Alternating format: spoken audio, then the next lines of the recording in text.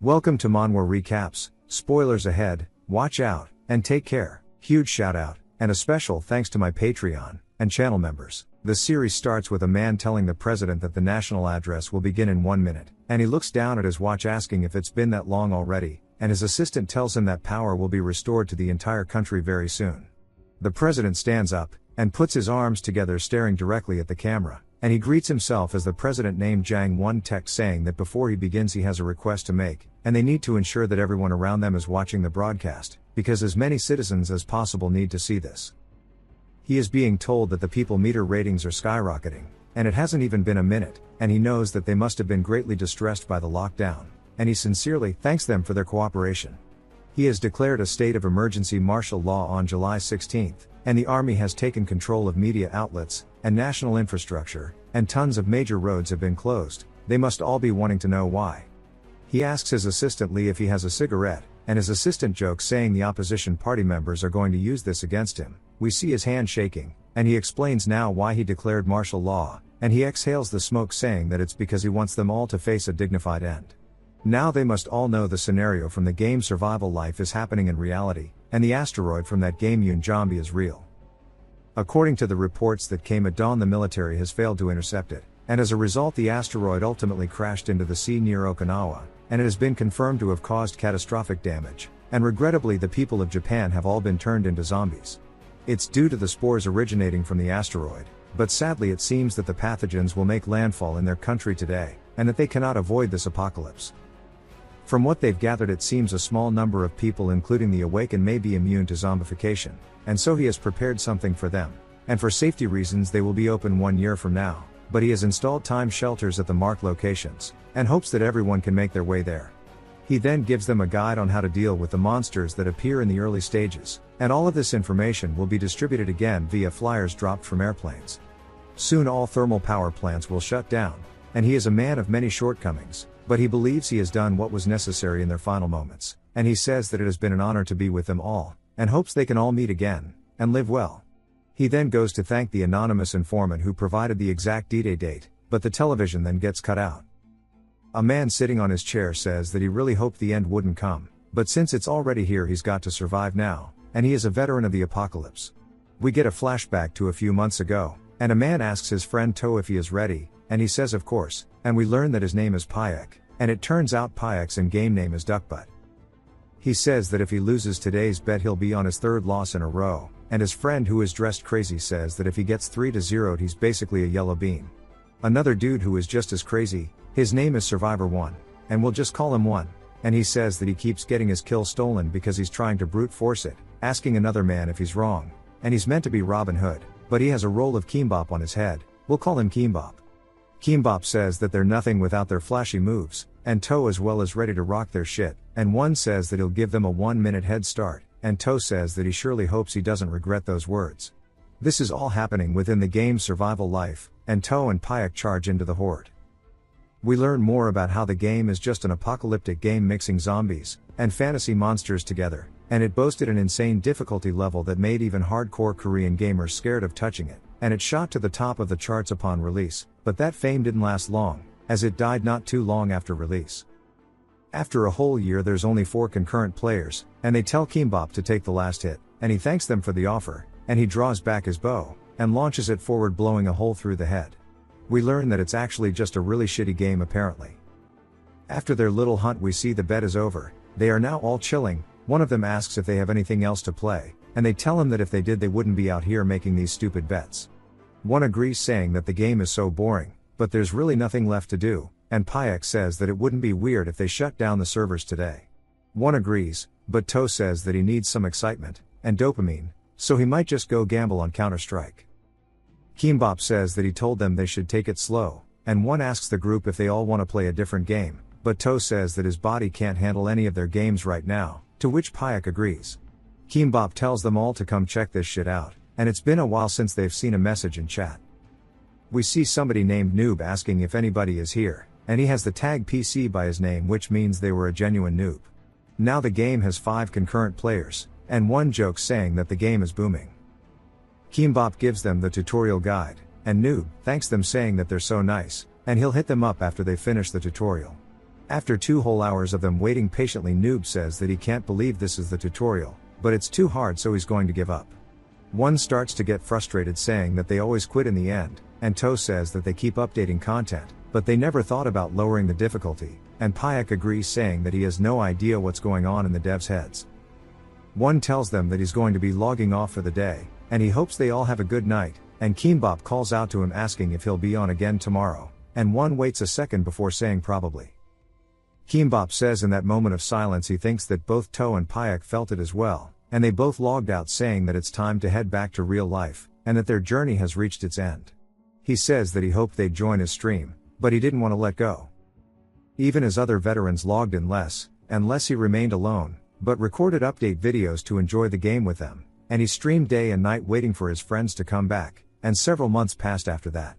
The tutorial difficulty was drastically lowered, and the early game experience was improved, and in addition to the existing zombies and fantasy monsters, there were new mutated creatures appearing, and he welcomed the massive update, but his friends seemed to have lost interest, and didn't even log on anymore.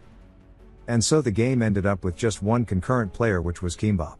He says this game is hopeless, and he might just quit at this rate, but someone reaches out to him telling him that they are from the operations team who made the game, and before their announcement they would just like to thank all of the users who have cherished survival life. Kimbap is surprised, saying that maybe they were just waiting for him to give up, and a giant monster begins screaming. Kimbap says he wanted to catch that one monster with his friends before he quit, but it was too bad. He hits the stop recording button, and takes off all of his gear, then he deletes the streaming account, his channel, and everything where he spent over 5,500 hours playing the game. But he couldn't bring himself to throw away the hard drive full of memories, so he shoved it into a storage closet. And then he, Kimbap, who we finally learn is named Kang Sung-ho, has now truly started living his life. His nickname is the Burnout Chef, and he's now working in a restaurant selling, you guessed it, kimbaps. The reason his ID was Kimbap in the first place was simple, and he's been running a snack shop for 3 years, and as you can see his business is pretty good. If you're wondering where he runs his business, it's on the first floor of the house he inherited after losing his parents in his second year of high school, and it's called Sung-ho's Tasty Snacks. He calls out to the customers telling them their food's ready, and a woman yells at him saying that business seems to be booming today, and her name is Mi Kyung.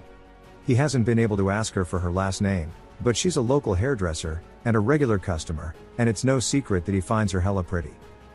She shows him her phone asking if he's seen this, and he asks what it is, and she says that apparently if they yell status window it'll pop up, and a lot of kids are talking about it. She tried it earlier, but sadly nothing came up for her. He laughs, saying there's no way that would actually happen, and that she's just too gullible. Later that night he stretches his hand out, and yells status window, and of course nothing happens at first, and he says that he knew it was too good to be true, but lightning starts to surge, and it appears. He says holy shit, that actually scared him, and we see he doesn't have a level or points, but his stats are there, and his trait is called Open Private Portal. He says that he feels like he's seen this somewhere before, and then he recognizes it as the status window from Survival Life. But it's a little different because that game didn't have the trait system, and he says the trait is a little lame, and he decides to test it out as he opens the portal. It appears in front of him, and he says this is sick, and it looks exactly like the labyrinth gate from the game.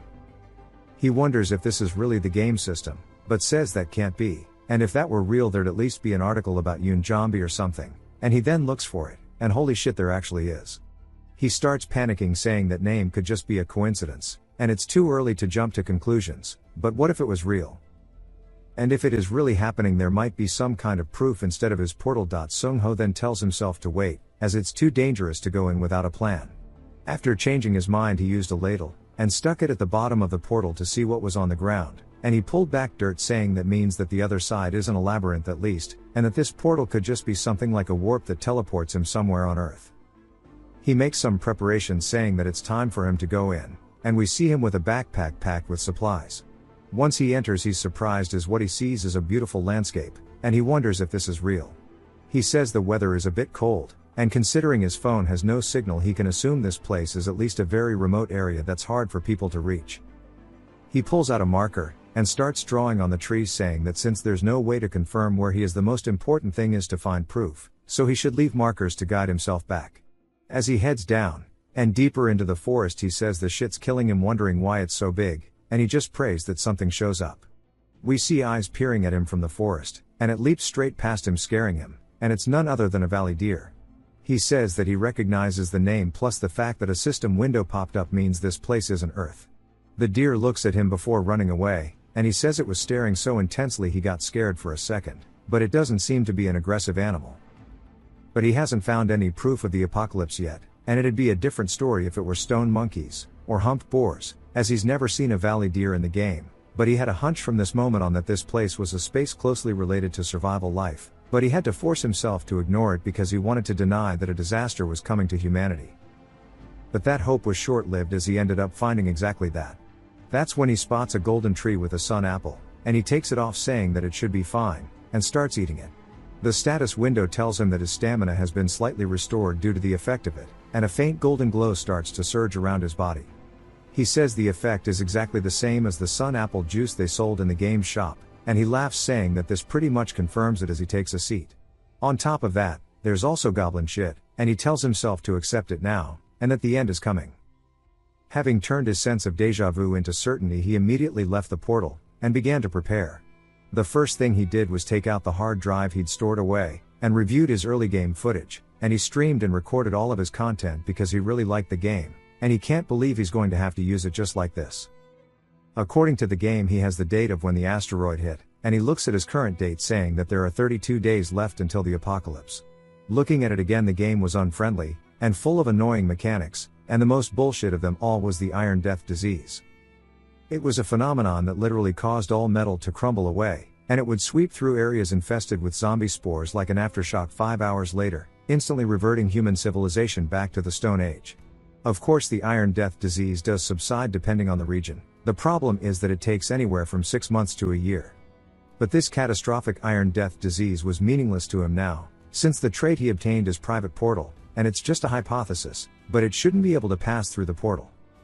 After finishing his initial analysis, he used the money he'd saved up, and bought all sorts of survival supplies such as weapons, food, tools, and medicine, as well as other things that he needed to be self-sufficient.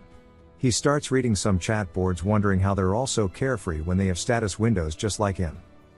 As soon as morning came, he bought tons of supplies, and on the way home he bought a 60-pound hunting bow, and then he had a thought on the way back that maybe he's just overreacting by himself.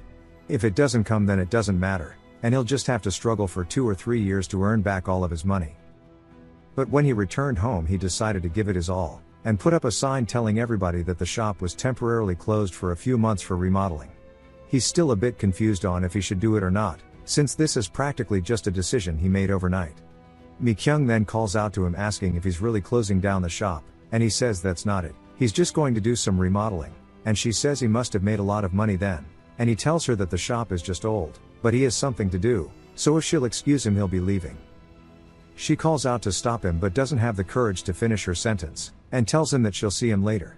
He wonders what she was trying to say, and it was a situation where he could have easily asked, but he kept his mouth shut instead because there are more serious things that he needs to tend to. He opens the portal, and heads back inside. He says his gameplay style was that of a planner, and he divides detailed strategies to overcome challenges, and that's why among the veterans he lacked physical skill. If you're wondering why, it's because in the game stats aren't granted by leveling up, they are earned through the results of hunting and exploration. He sets up a target, and pulls back his bowstrings wondering if it will really work, and he says that it's a lot easier than he thought to draw. Bro is watching a YouTube tutorial on how to use a bow, and he listens to the guy, and readies his bow recalling how it felt to shoot inside the game, and releases his first shot hitting the target. He wonders if maybe he was a Legolas in his past life, saying that he can't believe he actually hit it first try, but he can only draw the string about 5 times at most right now because it tears into his hands, so starting today he's going to go hard on strength training. After he finished the basic prep, he moved on to the next stage. There are 2 things he needs to take care of. First is to figure out if he can hunt monsters as he is now, and second is to build a hideout where he can store his supplies. Of course, until the weapons and supplies he ordered arrive, he doesn't plan to do anything stupid like trying to overtake a nest, or anything else. He gets another sun apple, and he says that preparing for every situation for the future ahead was the reason he was able to remain a veteran in the game.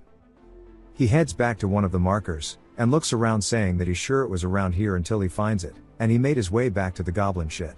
He says the reason he specifically looked for the goblin dookie was simple. Goblins are monsters that originally live in groups, so a single pile was abnormal, and the fact that its only seeds suggests it hasn't been eating properly, and there's a high chance it's been outcast from its group, so he has to find it no matter what it takes, as it's not often he gets a chance to test himself in a real fight. But as it gets dark, he hears wolves howl, and says he must be getting closer to the valley.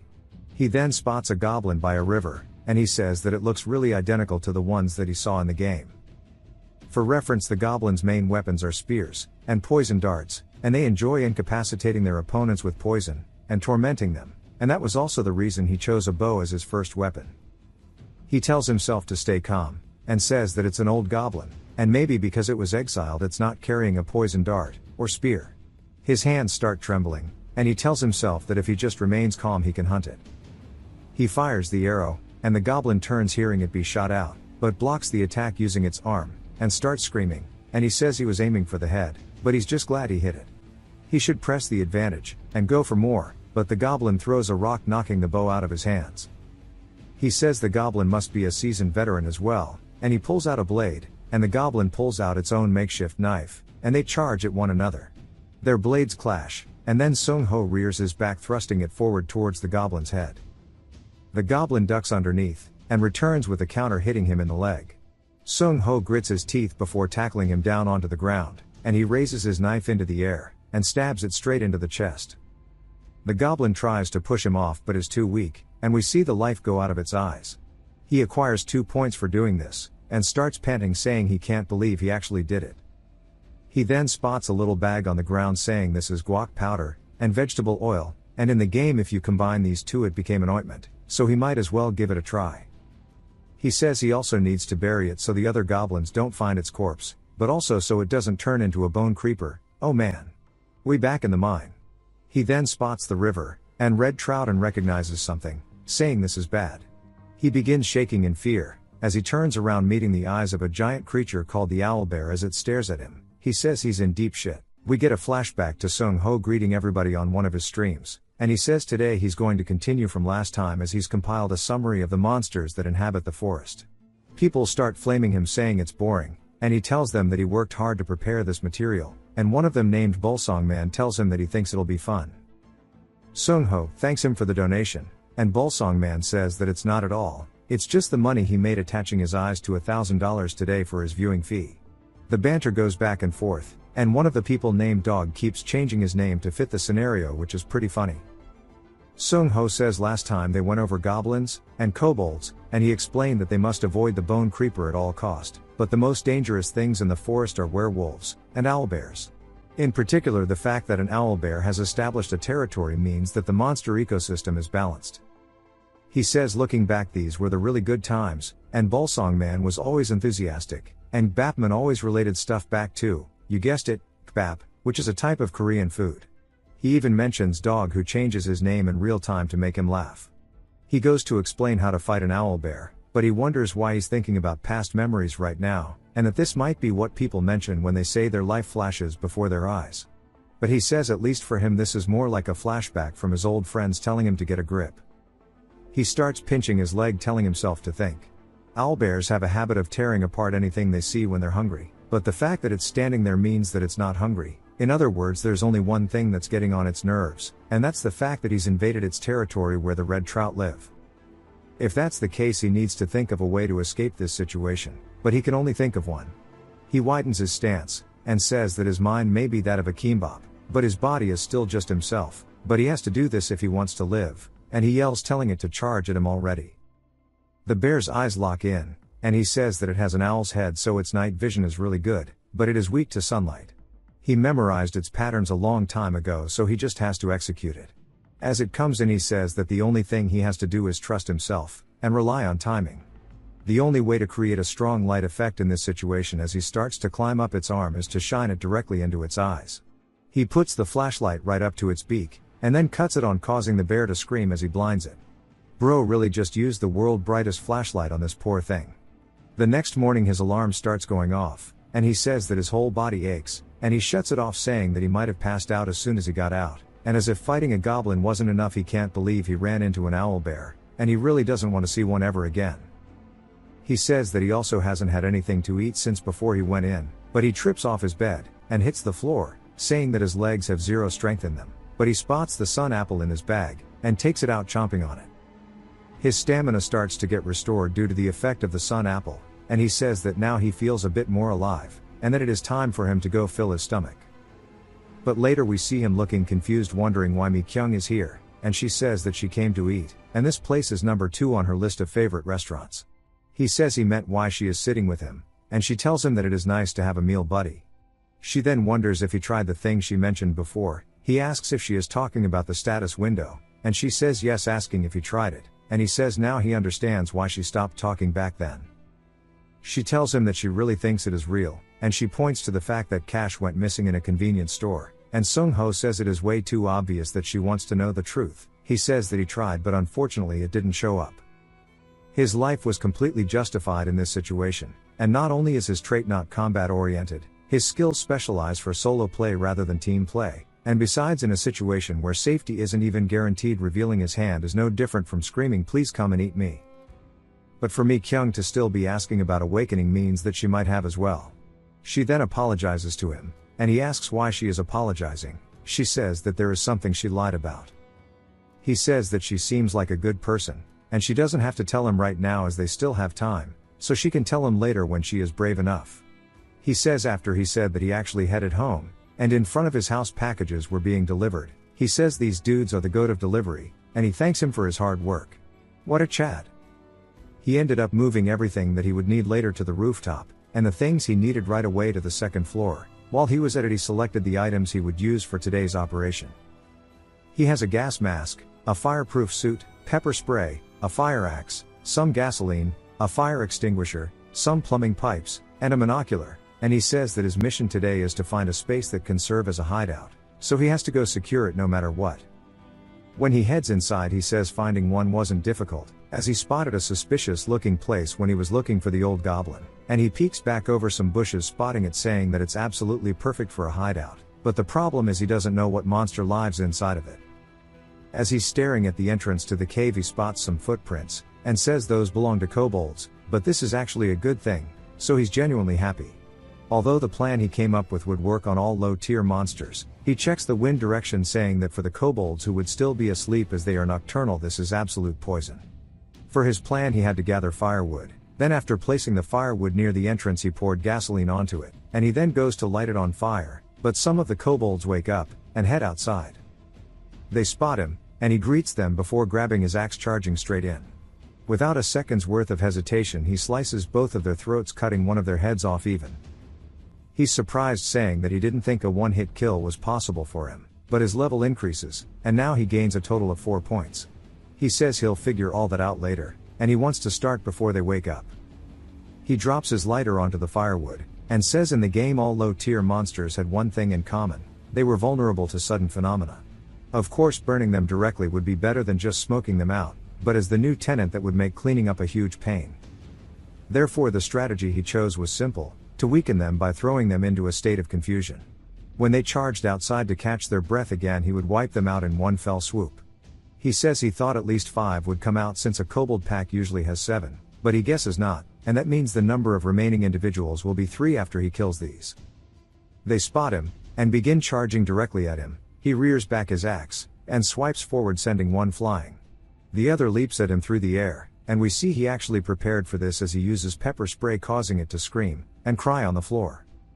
He then kills it too by cutting its head off, and he walks over to the last one, saying that the leader is cowering in fear, and that sure is pathetic, but he'll make good use of its hideout before he bashes its brains in.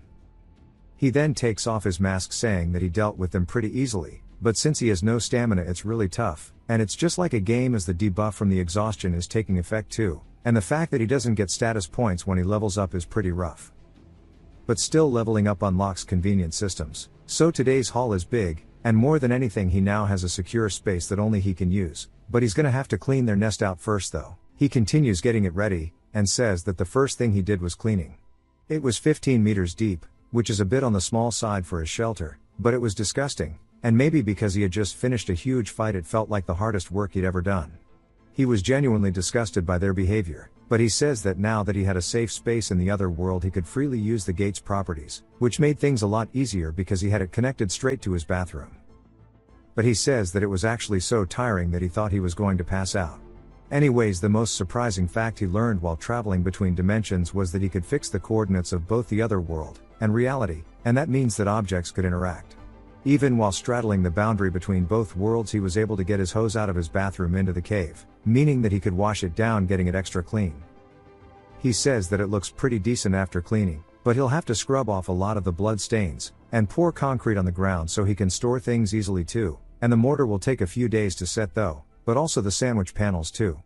He then spots stones, and recognizes them as both luminous and ignition stones, and he says that these are essential starter items in the game, and this is a total gold mine, so as soon as he finishes construction he's going to get straight to mining. The next day, as he has 29 days left until the apocalypse, he has severe muscle pains, and he says that he might have overdone it as there's not a single part of him that doesn't hurt. He then looks down at his arm, seeing a bunch of small wounds, wondering when he got these, and he says it's not bad enough to waste a sun apple though, but he does have some other materials, and he could make an ointment. The method for making it is very simple, and he puts the powder in vegetable oil in a 1:1 ratio, then stir until it sets. He finishes making the ointment, and the status window tells him that it will heal wounds slightly, and he says for someone with kitchen experience this is a piece of cake. He starts putting it on his wounds, and says that it does feel like it's healing, but it would be a bit much if it's going to be like this every single time. To raise his stats he has to keep doing what he's doing now, but he feels like he's going to die before the disaster even starts. He says he should maybe take a slingshot, which is smaller than a bow, but it relies heavily on terrain, but he could also take a gun, meaning he could instantly take a couple down at the start of a fight. He then thinks about something, saying that there's one thing that comes to his mind, but it's not a main part of the story in the game, it's just background lore, but maybe that will actually happen in reality too. But whatever the case, it's not completely useless information, and if the same precursor events from the backstory occur it'll be beneficial in many ways, so it's worth him looking into. Having made a plan, he went to the rooftop as scheduled to prepare for construction, and he was genuinely surprised to see that the delivery dude hauled up all of that shit to the rooftop in one night, saying that he's the actual goat of this series. Fortunately for him, the bags he had ordered were all there, so it made his work super easy, and he then went to go pick up the other items he ordered, heading down to the first floor. As he was about to move in the packages, Mi Kyung called out to him, telling him that she's happy to run into him, and he wonders if they've gotten that close because she's dropped formalities, and he says he's been seeing her quite a lot lately. She says that she's been stopping by to eat tteokbokki every day, and he laughs, saying he's sorry he's just been so busy with the store remodeling lately. She says that he certainly looks the part, and he asks what she's talking about. She says that he used to come in for a cut every 3 months, and he looks at his hair, realizing it's gotten pretty long since he's had to tie it up, and she then asks if he'd like a haircut right now. He says he needed one anyway, so this isn't bad, telling her that he'd love one. They head to her store, and she sets him down, asking how he wants it cut today. He tells her to shave it all off. She asks why, and he says he wants to have a fresh start. She says if that's the case she'll make it look as good as possible, but she feels like his shoulders have gotten broader too, and he says he did start working out recently, and he guesses it's showing. She says that she heard something recently, and that the status window is related to survival life, and he says that's interesting, and she tells him that the Awakeners are said to be people who've played the game at least once. He asks if that's really the case, but asks her where she got the information, and she goes to tell him before the bell rings, and a man enters with a snake tattoo on his arm. His name is Inhik, and she asks what he's doing here at this hour, and he says that he came to share some more intel. Sung Ho fought this guy before in real life because of him being hella loud, and he wonders if this pushy bastard was really her source. Inhik tells her that it seems like the guy is trying to monopolize information, deleting all his videos, and dipped. She asks if he's serious, and Sung Ho says that sounds pretty familiar, and Inhik says that right now in their group they're trying to find out where he lives.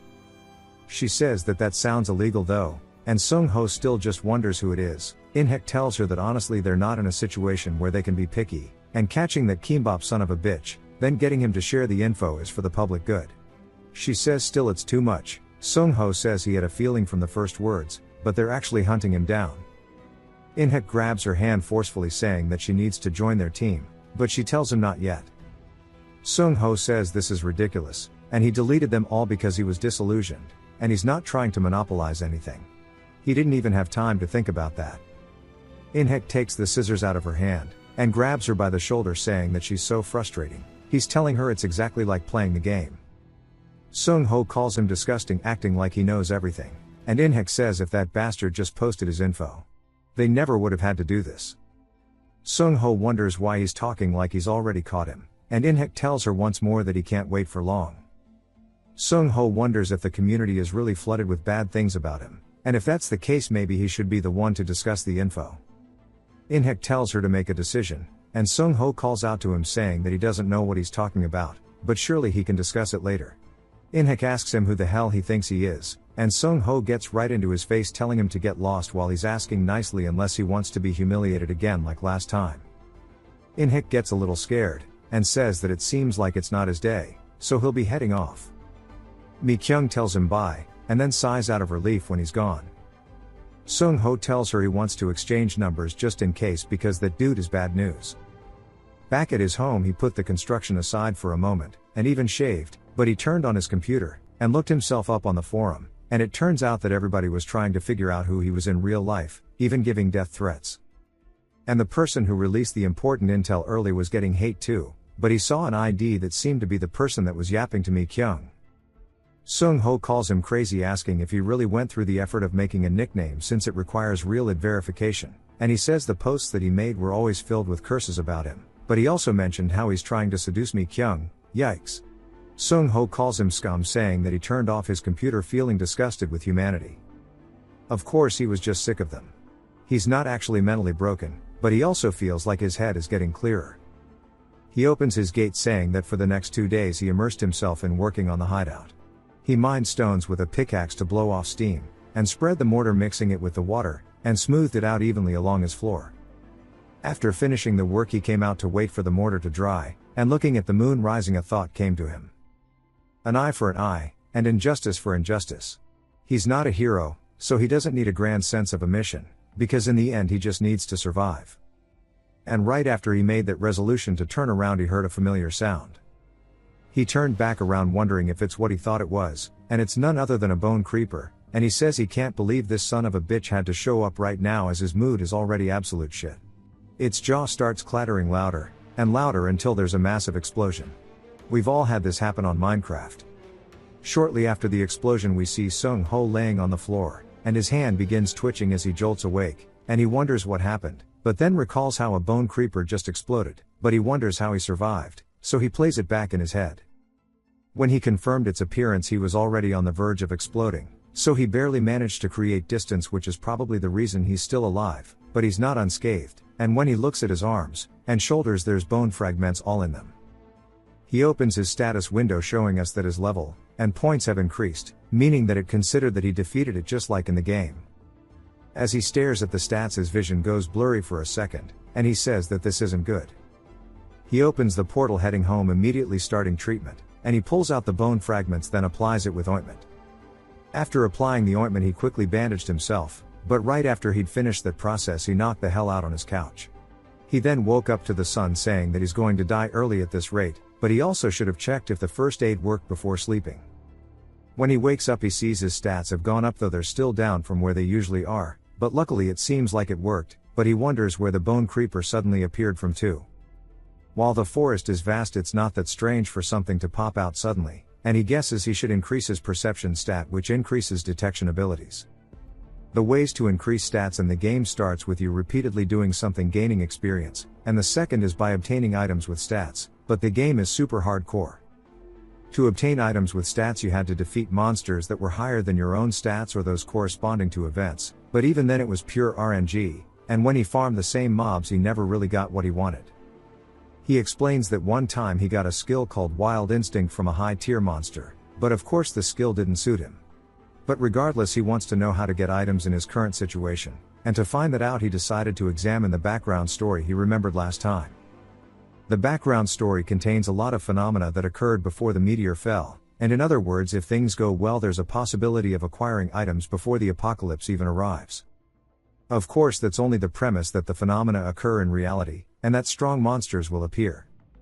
He clicks on the history, but after thoroughly reading the background story for quite a while he learned that a total of 3 would occur, the Russian ship being the last one, and the hobgoblins before that.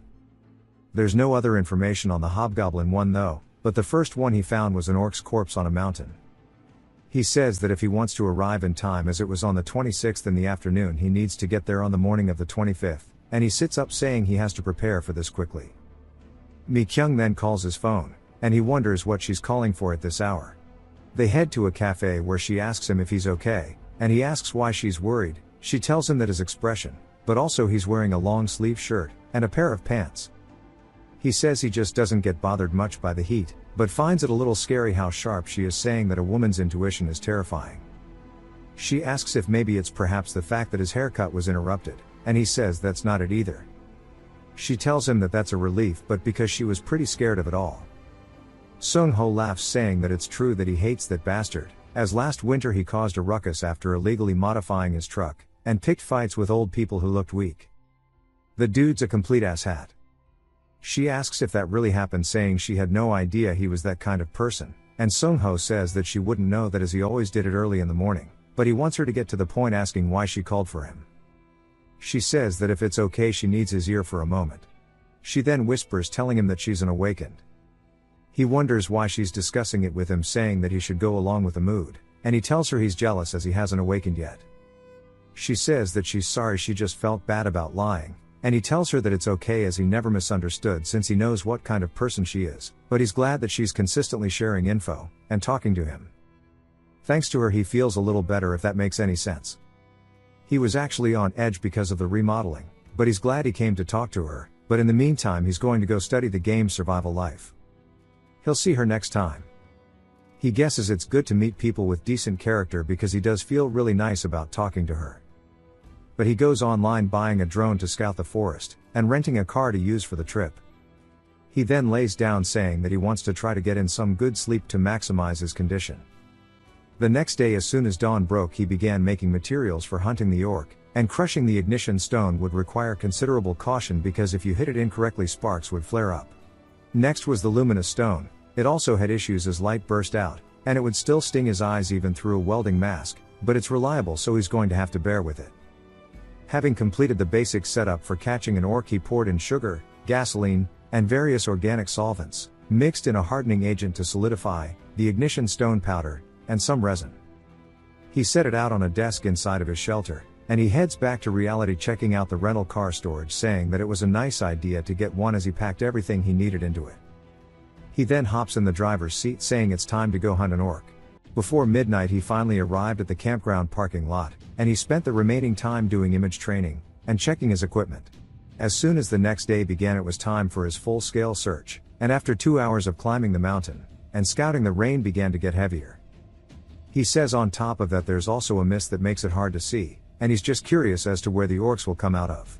He's checked around the campground, and he says as expected the precursor phenomena must just not happen. It isn't until he hears the sound of an orc screaming, and he turns, realizing that it actually does, but unlike the orc that it was in the game, this one is a red orc, meaning that it will drop a skill. He tells himself to stay calm as he starts to light a flare, and he says that if he sticks to his plan he can definitely catch it. The method he devised to deal with the orc was as follows. He would first use the orc's aggression to draw its aggro, and in the moment it was drawn in by the flare it would attack it. He would take this chance, aiming for the orc whose movement has stopped as he runs straight toward it. He opens his portal, sliding underneath it, and he reaches under his coat. As his head slips into the portal he pulls out a homemade flashbang, using it to completely Helen Keller the orc while he is safe inside of his portal. He says it will take about 20 seconds for its vision to return. From now on it is a race against time as he lights the fuse of another item in the portal world. He says first he needs to stab its side while it is confused, and restrict its movement. As he does exactly that the orc screams, and swings straight toward him. He ducks underneath before stabbing its Achilles tendon, causing it to scream, dropping to its knees. Once it is eye level it is time for the final part. He reaches into the portal, pulling up the fuse he just lit, saying that he needs to shove this directly into its mouth. As he does that we see an explosion, and he gets sent flying backwards. He says even an orc shouldn't be able to survive this, but it hits him, sending him rolling backwards, and he says he actually can't believe he let his guard down like an idiot. He looks up at it as it's ablaze, but his vision is going blurry, and he wonders if this is how he will die, but he then hears the level up sound, and we see he has gone up 3 levels, but also acquired 10 points, also the skill will to survive. He says he really isn't built for this shit, but looks around wondering where the drops are, and he then spots something, and equips it as we see it's a watch with +2 perception. He says it was hard to find because of the rain, and it sucks the watch is a little deformed, but perception is great, but now he doesn't know what to do with the orc. The incident was definitely under an embargo, but releasing this information is the right thing to do, but he's pessimistic. If what Mi Kyung said back then is true, that means at least several thousand people have awakened, and even if only a minority of them are guys like Inhek, they are likely to collapse systems and laws for personal gain, and cause riots. The biggest problem is if he leaves this orc here, he'll become a bone creeper, and harm people as soon as tomorrow. He then thinks about it, wondering why he never thought he might not become a zombie. Even if he's awakened, there's no guarantee he won't turn into a zombie if infected by the spores. He then starts wondering what the right choice is. He couldn't bring himself to make one right there, but what was certain nonetheless was that even for the few people who will survive, the world needs to meet an orderly end. He starts digging a hole but wonders how deep it needs to be to put it in there, and he says that if his body was fine he wouldn't struggle this much too. His skill will to survive activates due to his exhaustion, meaning his combat will, stamina regen, health regen, and perception are all greatly increased. He says that he just needs to finish this quickly, so he had no choice but to move as fast as possible. At a glance the skill seems pretty overpowered, but that's because after the effect wears off he quickly heads into a portal. He runs over to his car, and starts driving away, saying it'll take time for his body before he can move again.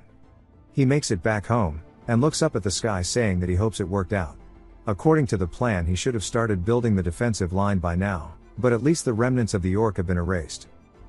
But now it's too late for him to start anything else today, so he's wondering if he should go check the community, and look at the items he got this morning. He opens up a box, finding a whole bunch of weapons, and tools, and gets excited. He says of course in reality he can only use it as an Indian war club for now, but since it's all usable it's not bad. But it seems like a few items are missing, so he wonders what's the deal with that. He then looks in the box, pulling out a note, and it turns out they just couldn't get it through customs. There's then a knock on the door, and he says it must be another delivery, telling them to just leave it there. The knocking continues, and he wonders why they are still knocking. He asks if they didn't hear him saying that they can just leave it in front. He opens the door but is surprised as it's none other than Mi Kyung. She says she's sorry, but it's been a while since they met, and she wanted to talk to him today, and if it's okay with him she also brought some food that they could eat together too. A little later we see her about to sit down, and he says he can't believe she's in his house, and while it's unbelievable he wonders if this could be considered them getting closer. She tells him to hurry up, and eat, and he says of course, then asks what she wanted to talk about. She says that he mentioned he was looking into the game last time, so she thought they could share some info. He says of course the apocalypse is right around the corner, so why was he thinking this was them getting closer, but still sharing information with her is the right thing to do, as good people are what you need in an apocalypse. They finish eating, and she says she'll quickly take out the trash, and he says he'll get some things ready. While she was gone he brought out his laptop, deleting his search history as there was no better way to share info while hiding the fact he's an awakened than through the community, starting from detailed explanations of the disease. He told her that moving in groups of 6 or more increases the chances of being detected by zombies and monsters, and that perception stats are critical for survival. She asks if that means compared to the other stats perception is the most important, and he says that's right because it is a survival game after all, and he's going to show her what he found next. She then tells him that just like he said, it looks like Inhek was right, and Kimbop is getting a lot of hate. He says that he can see that too, and she wonders why he thinks Kimbop isn't sharing info. Sung-ho says he's not sure since he's never played the game, asking what she thinks, and she says that honestly she kind of understands it. Everyone has their reasons, and circumstances that make sense to them. Speaking of Inhek, she turned down his offer, and Sung-ho asks why. She hands Sung-ho her phone, and he overhears a recording of them talking about kidnapping her. Sung-ho gets pissed, and says that if a real catastrophe hits, and the rule of law collapses, there will be a lot of people revealing their true nature, so she can't trust anyone.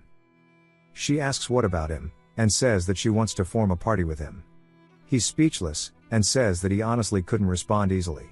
One of his goals was to reach level 10 before the tutorial, and unlock the shop, and that's where the problem lies.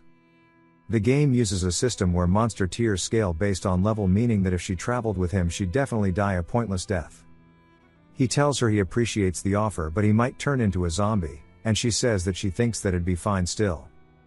She uses her ability to teleport across the house. She says that her trait is called Blink, and she'll dodge before he tries to bite her. He tells her that's not something she should show others, and she says she showed it because it's him, but also as a sign of trust. So if they both survive without turning into zombies, Even if they can't be a team, she'd at least like to be cooperative. Back to the other world, Sung-ho says building the fence wasn't difficult.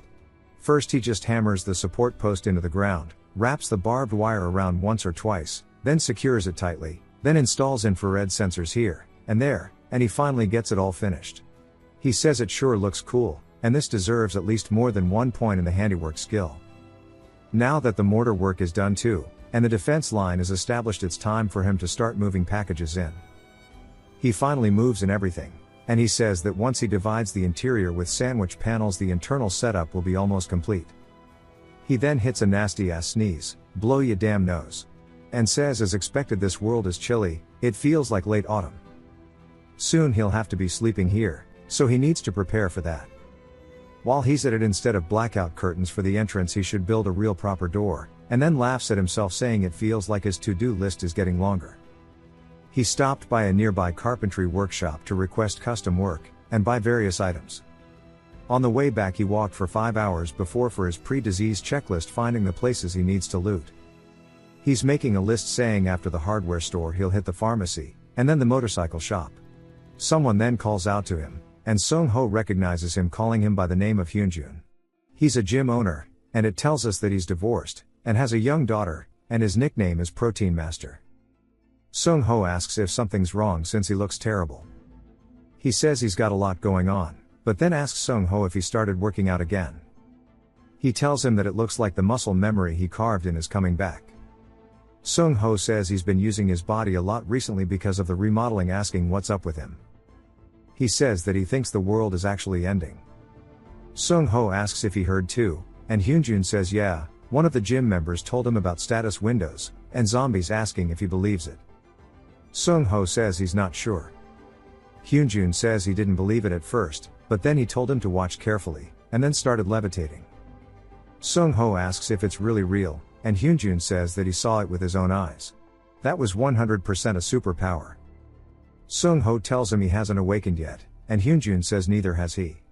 Hyunjun then tells him that Guy said he's heading to a broadcasting station to hit it big, and Sung-ho asks how his train of thought got there. Hyunjun asks how he's meant to know, but he says he's got a meeting set up already. Sung-ho takes a seat beside him, asking if the existence of awakened people will soon be known to the general public. Hyunjun says that there's something even crazier, and Sung-ho asks like what? He says obviously the shootout, and Sung-ho asks what he's talking about by a shootout. Hyunjun wonders if he really didn't watch the news this morning, and Sung-ho tells him he was busy. Hyunjun says that makes sense, so he should go check the board. It turns out that somebody made a report as he witnessed a shootout, but afterwards the media was completely controlled, and anything related to it was deleted. Sung-ho says this is insane. Hyunjun himself says that he witnessed the news being deleted in real time, but Sung-ho wonders where the follow-up reporting is. Hyunjun tells him that the news said that it was a shooting incident caused by a deserter, but who knows? It's not the kind of thing you'd issue breaking news for, but the entire area is now sealed off by the military and police, and they're hiding something. Sung-ho jolts up, telling him that he just remembered something he has to do, so he'll visit next time. Hyunjun says that if he wants to hear the rest he should bring protein powder next time. After returning home he spent a long time organizing his thoughts. It was a shootout the day after the Orc incident ends, and the perfectly coordinated media response means the government knew of it. But how? Hardly anyone should know the exact timing of the first event, and he buried the Orc in the other dimension because he wanted a controlled apocalypse. But now a shootout happens out of nowhere. It might be excessive speculation, but what if someone linked information to the government early, and intended to act starting with the first event? And what if that person, unlike him, didn't have an offensive trait, and therefore didn't step up to the front line? He can't be sure who it is, though what he does know for sure is that there is someone behind the government controlling them. Sung-ho says that he narrowed it down to the creator of the game, and 3 other veteran players. He didn't need to think about it much, he eliminated the creator, and he doesn't know how they pulled it off, but the fact that the game is happening in reality means the ones who built the world, and the system are the most likely to be the villains. Besides, if the creator was backed by the government, they would have never let him kill an orc. For now, the 3 that he played with are the most likely suspects. He wonders if it's survivor number 1. If his theory is right, that means he doesn't need to share the information with the government himself. He says that the way he acted in game was slightly different than real life, so he doesn't know if the real number one would be the same person he knew, but he does miss his boys. He decides to trust them for now, and it's not like sharing info would stop a catastrophe anyways. 2 whole days later, he's got actual bunker doors on this bad boy now, and a whole ton of food stocked and ready. He made a food storage, and an armory. Now he's just waiting for the generator. For phase 2 he'll install steel logistics trays, and drill through the wall with a hammer drill, but there's way less space than he thought. The basement waterproofing is done since he's been working on it bit by bit, but until it fully heals he can't store anything down there, but he'll need to figure out the rest during phase 2 construction, and there's something important left to do. He hops on the drone, and says he knew it was big, but this is basically Amazon level.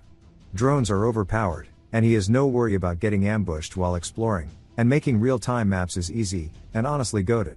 After a moment of admiration he set the shelter as the center point, and began a full-scale terrain exploration. He learned that there were perpetual snow fields in the northwest, and that there was an ocean to the south. The ocean had no monsters, and plenty of prey, so he should go there and set up some fish traps.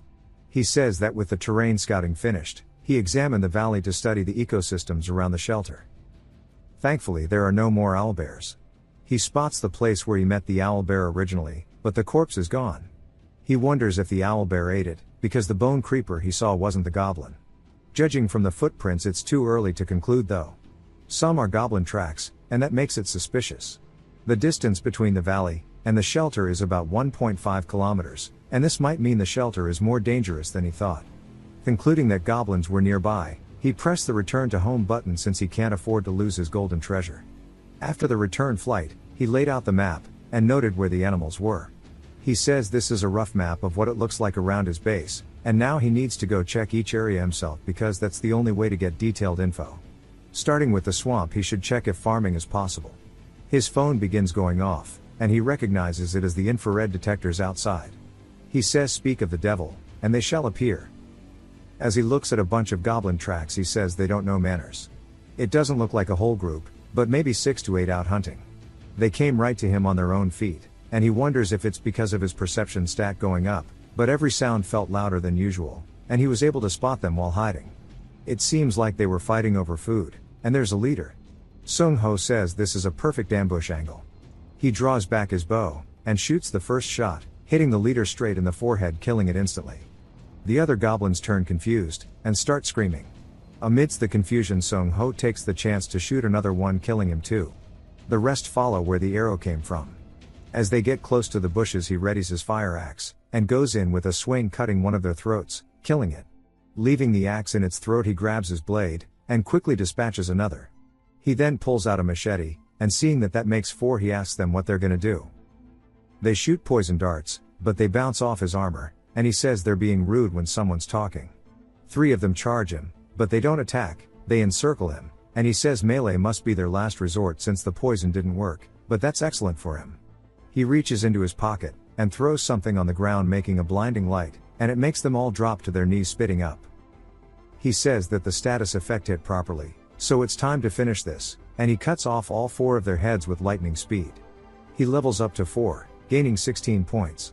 He says he only tried because they were weakened from the confusion, but he's surprised it worked. A little later, Sung Ho says that this is tiresome, but it is pretty funny that his will to survive skill did not trigger during battle, but while he is digging instead. It is crazy how efficient this skill actually is. While he found it funny, the activation was not useless, and unlike with the orc, only his health stat dropped a tiny bit, and he was able to confirm that the recoil is not severe. He finishes burying all the corpses, saying that he should go check his loot, and get some fruit that restores his health. He says that he has never seen it before it got ground up into a powder, and judging by all of this vegetable oil, there might be a place to harvest it somewhere nearby. He decides to go check the boss's pouch, and is surprised as what he sees is a toad. He wonders why it would be carrying a living one instead of a dead one, and then sniffs it, saying that he can tell, based on the smell of this green liquid oozing out of it, that this is the paralysis poison that goblins use. He says that he absolutely has to raise this thing, because more than anything it is cute, and also being able to extract paralysis poison means he will have opportunities to raise his poison resistance, but it also means hunting will become easier too. He gives it the nickname of Jadok, and tells it that he will give it lots of food.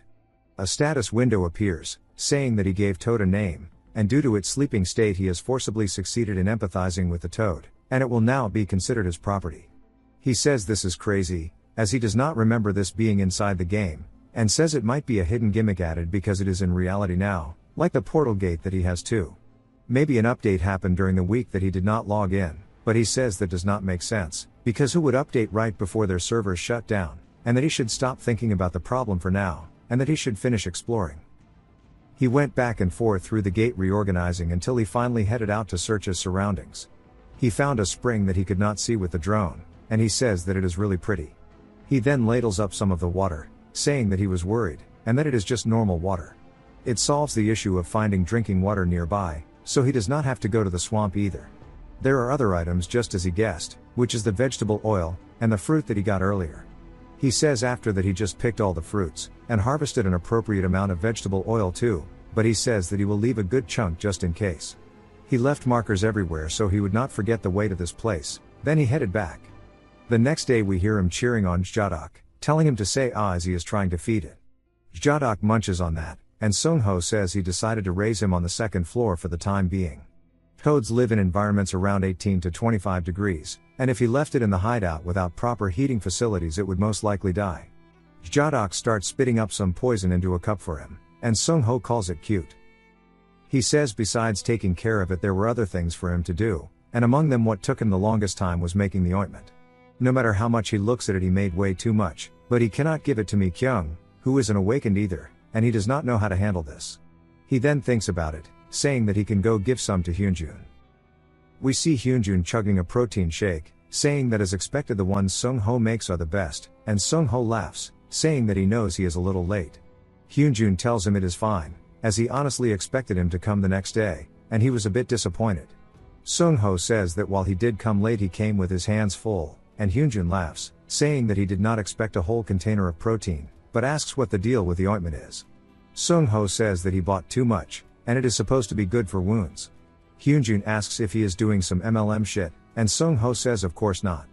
Hyunjun thanks him for sending him information related to the game as well, and Sung-ho says he is the one who is grateful.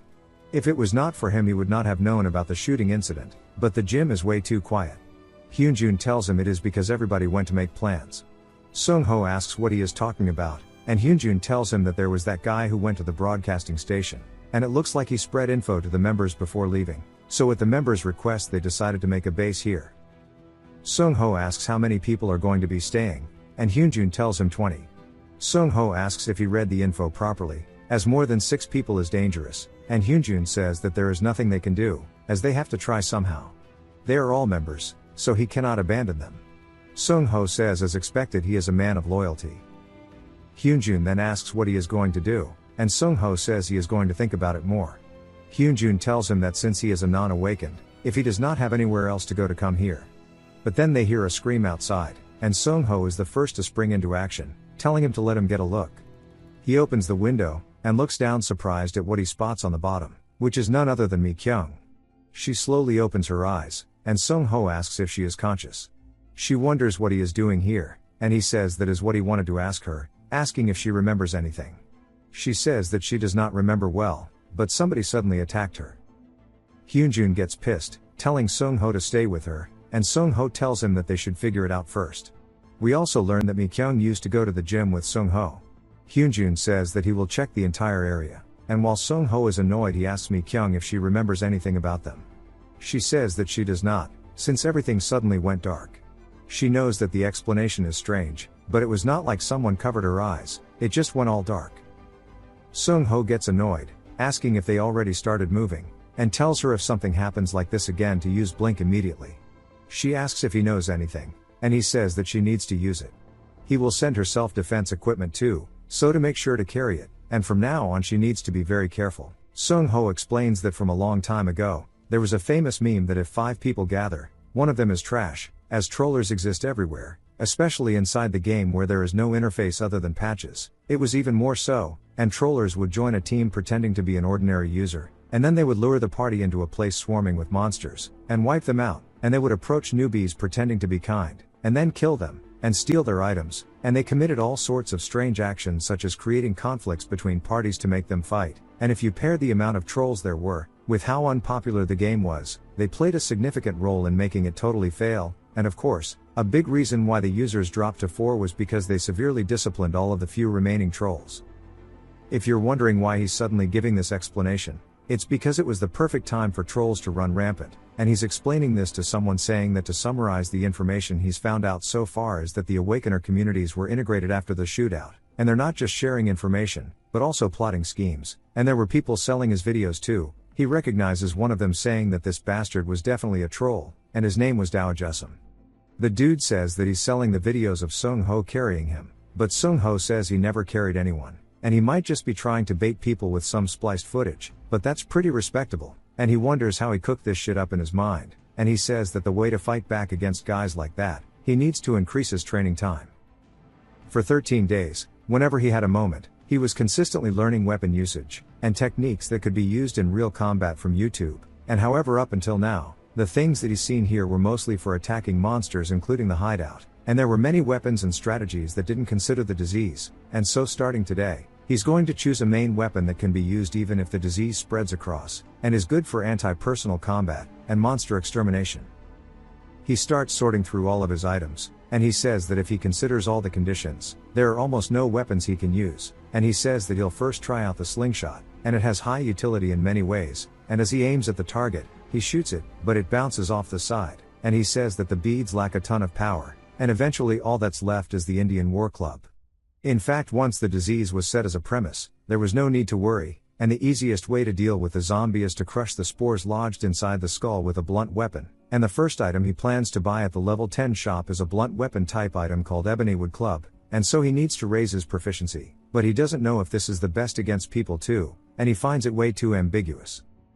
If he meets a psychic awakener, he won't even be able to lift a finger, but he won't just stand by because in survival life killing a human gave him 50 points, and he closes his eyes, and starts to do some imagery training, saying that of course the murderer system, which would require death matches with nearby users if registered as a murder, it prevented the abusive player killing, but there would be a ass load of guys who would kill players to earn points even if they included demerits, and so he should show people like that zero mercy.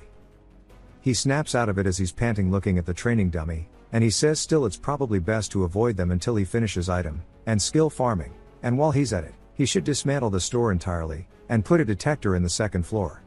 He then hears the sound of howling, and wonders why he can hear a wolf at this hour, and then he thinks about it, saying maybe one got hurt near his hideout, and he walks over with his protective gear a little later, and says that this one's big enough that he can ride on, and it's a gray wolf.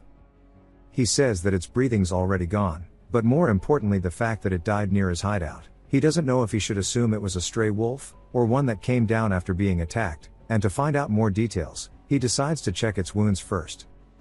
As he starts touching it, something flies out from the bushes behind him, hitting him in the back, and he then realizes that the thing that just hit him is none other than the cub of the wolf, and he doesn't know what to do about this, and he can't just forcibly separate the cub who's acting like this, but he has to bury it quickly because if the deceased mother was a monster, it will turn into a bone creeper, and if not it will attract other monsters. He digs a giant hole, and looks down at it, saying that he can almost see China, and he says this little cub reminds him of his younger self, and he's reminded of his dog Munchie that he raised when he was little, and he picks up the cub, bites his neck, and says that it needs to listen to what he has to say, and its mom will be sleeping here, and he'll even make it a little dog hole in the hideout so it can come visit whenever it misses its mom, and he'll make sure that it doesn't starve until it's all grown up. In return it should help him with its sense of smell, and he starts waving the treat after giving the dog a bite, asking if it's going to come with him or not, and the dog gets excited, and Sung Ho says that it has to be a yes, and he says from now on its name will be Dingo, and that he'll be counting on it. The status window appears saying that he has successfully named the wolf, but also succeeded in communicating with it, and the dog is now considered his property. Later, Sung Ho says in one word, his kid was a genius, and he tells Dingo to do it again just like he taught him, and he teaches him how to shake hands, and even do turning, sitting, laying down, and to be quiet, and he then tells him to wait as he backs away from him, and pulls out a treat, throwing it into the air, telling Dingo to jump, and Dingo runs to a nearby box, hopping off of it before grabbing the bone out of the air. Sung Ho says it must be because he's a creature from another world, and he's also good at scent tracking, and it was probably the best blessing he's gotten so far, and he picks it up, and starts kissing him, saying at this rate he's going to grow to be too big to do this too. He then gets a phone call from Hyunjin, But Sung-ho says it's unusual that he contacts him first, and Hyunjin is telling him to search for levitation on the internet, and he does so, seeing the guy Hyunjin was talking about doing a live demonstration for everyone, and the article hit rank 1, and all of the commenters asking if it's real. Sung-ho says tons of the comments are from ordinary people who have nothing to do with it, but there are some awakened calling him smooth-brained for revealing his trait to everyone, and Sung-ho says it's hilarious that they curse him for not sharing info, but they hate it when the info they know gets spread, but he wonders how the government will respond to this. It looks like some people are trying to use shock and superpowers as a reason to hold rallies, but he shouldn't dig too deep into this because once the second event occurs, which is the Hobgoblin one, he'll naturally see the government's reaction and direction, and so right now he needs to use his time even better. He tells Dingo that he's sorry, but starting today they need to begin exploration immediately, as preparing thoroughly is the only answer for him now, and Sung-ho asks Dingo if he's up for it, and Dingo wags his tail and barks, like the video or Dingo gets it. Sung-ho says among all the things he could do, the reason he chose interdimensional exploration is simple, and first he needs to prepare for the upcoming Hobgoblin event. He needed to imprint the scent of goblins properly, and he leads him straight to a hiding spot from the scent. Sung-ho says this is better than he expected, and next was to see whether Dingo could stay calm in live combat, but also follow his commands, and he sends Dingo forward, and he dashes straight towards a rabbit, and Sung-ho says currently he's trying to confirm whether hunting is also possible in the other world, and Dingo successfully catches the rabbit. Sung-ho walks over saying last time it ran away so he didn't get to check properly, and judging by the size and the claws, the animals here are definitely stronger than those on Earth, and after that he continued his exploration, but one question ran through his head. He wonders what Dingo's intelligence stat would be like. He says they need to head to the valley, but we see his health increases by 1, and he's a little surprised by this, considering his health stat was 170 as Kimbop. He's actually growing pretty fast now. Dingo starts panting, and Sung-ho quickly runs over with a bottle of water, telling him that he told him not to move alone in the forest, but that burning sensation must be because he ate this, and Sung-ho recognizes it as it's called a bull pepper. He says that Dingo did great though, and he'll give him a lot of treats later, and with that harvest they set out to their final hunt, which was near a river, and Sung-ho asks Dingo if there's any sense or presence, and Dingo shakes his head no. Sung-ho says of course red trouts aren't classified as monsters so they don't give points or items, but for a curious growing Dingo, giving him experience alone was worth it, and Sung-ho spears one, saying that now they can finish preparing for phase 2 construction, and heading home. The next day we see his sign being loaded into the back of a truck, and the construction guy says that wraps it up for the demolition, and if any repair issues come up to contact them, and Sung-ho thanks him for working so hard in the morning, but looks back at his shop saying that it kind of hits hard now that it's taken down. He then walks inside saying that it was a necessary choice, and if someone's lucky enough not to turn into a zombie then looting a shop is natural, but that's the same with him, and if he survives he'll scavenge too, so he has no right to complain, but still he should at least clean up. Hyunjin then walks in saying that he guesses everybody's thinking the same, as he left only the bare minimum of equipment yesterday too, and Sung-ho asks what he's doing here, and Hyunjin flicks his forehead saying that he left him on red yesterday so he came to see if he was dead or alive. Dingo starts barking at him, and so Hyunjin asks if he always had a husky, and Sung-ho says no, his dog died a long time ago, and Dingo's a new pet he brought home, and Hyunjin says that it's adorable, but Sung-ho wonders more so what he's doing here. Hyunjin says that he already told him that he came because he was worried if he was alive, and Sung-ho asks if that's really all, but Hyunjin says not only that, and he was worried too because the guys who attacked Mi-kyung, he finally figured out who they were. A little later they're sitting down, and Sung-ho asks if what he's saying is that the party that Chol-jun made was targeting Mi-kyung, and Hyunjin says it is, and that In-hek is also with their party, and he then points at the mountain behind them saying that they supposedly have a hideout there. Sung-ho asks how he figured all of this out, and Hyunjin tells him that it just lined up perfectly, and Sung-ho asks for him to elaborate, and Hyunjin tells him that the dude who can levitate, Jin-sung, he just asked him just in case, and he said that he did meet with Chol-jun's group before, but all of them seemed like bad people, and their personalities clashed a lot, so he refused their offer. After Mi-kyung's incident, female members started saying they'd leave the party, and so when he asked them what happened, they all said they had received offers from awakener parties asking if it clicks for him now, and Sung-ho says it does, and unlike Mi-kyung they must have been tricked into joining, and Hyunjin says that their party is down to 4. Sung-ho is surprised because there were 20 of them just a few days ago, and Hyunjin says that he can't say he doesn't get it, and honestly his party only has 2 awakeners, and Sung-ho says that it's ironic that they did them a favor, and this is the result. Hyunjin says that's just how it is, and they're only looking out for themselves, but more importantly he's worried about someone named June, and he debates calling his ex-wife, and Sung-ho says that he forgot his situation was different from his, and that's why he needs to ask if his thinking is truly right. So he tells him he has something he's curious about, and he wonders what he would do if people started threatening him if the apocalypse came, and Hyunjin says that they would have to kill him, and his principle is not to harm others, but that's a given, and in a disaster without the rule of law absolute evil has no value in being kept alive. But it's not like him to ask something like this. Sung-ho says that it just sort of came up, and his phone starts going off like crazy screaming help, and Hyunjin says that scared the hell out of him, and Hyunjin recognizes it as a lost child help noise. Sung-ho looks down at his phone telling Hyunjin to keep an eye on Dingo for a minute, and it was none other than Mi-kyung who pressed the button, and we see Inhek and his group harassing her, and she says that she refused, but they keep following her asking why they're doing this. Inhek says that she should just think about it one more time, and another dude steps up saying he's going to do things his way, and that's Chul-jun, and the other guy I'm not going to remember his name so we'll just call him Skinny, and he says that this is a redevelopment area so no one's going to come here. Chul-jun says that she should stop wasting her energy, and not forget they have traits too. We see Sung-ho hiding nearby with some weapons as Chul-jun says he'll count to 3, and as he starts counting Sung-ho loads up a slingshot, and draws it back right before he gets to 3, firing it. It flies straight and hitting Chul-jun in the shoulder causing him to drop his bat, and Inhek and Skinny both turn wondering who it is, and Sung-ho charges in asking why he would answer them in the first place, and he swings upwards hitting Inhek's chin sending him flying backwards. He then turns towards Skinny who has a purple aura on his hand, and Sung-ho says that must be his trait, and since the color is black it must be the trait that blocked Mi-kyung's vision, and he hits him on the back of the head with a club sending him flying into a wall.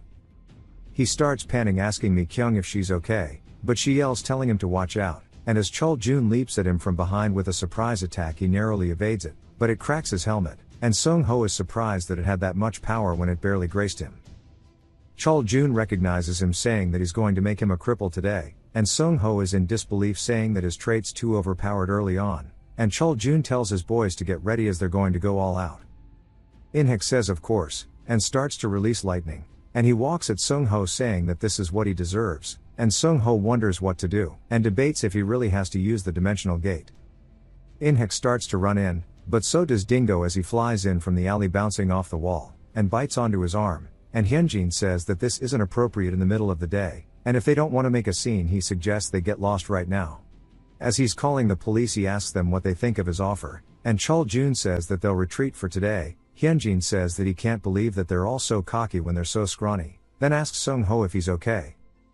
Mi-kyung teleports off the roof asking him if he's hurt anywhere, and she quickly runs over, and grabs his helmet asking if he's actually okay, and Hyunjin asks if he wants to piggyback, and Sung-ho wonders why To and Payak are overlapping with these people in his mind. Mi-kyung says they need to go to the hospital, but he says that he's fine, and he doesn't have time to lay down. Then he asks Hyunjin if it's okay if he could take Mi-kyung into his group, and Hyunjin says that if she's okay with it it's just they have a connection now he'd be happy too. She says that if he's okay with her she'd be thrilled, and Sung-ho says he needs to go take care of something, and he'll see them next time, and as he walks away Hyunjin and Mi-kyung wonder what's wrong with him.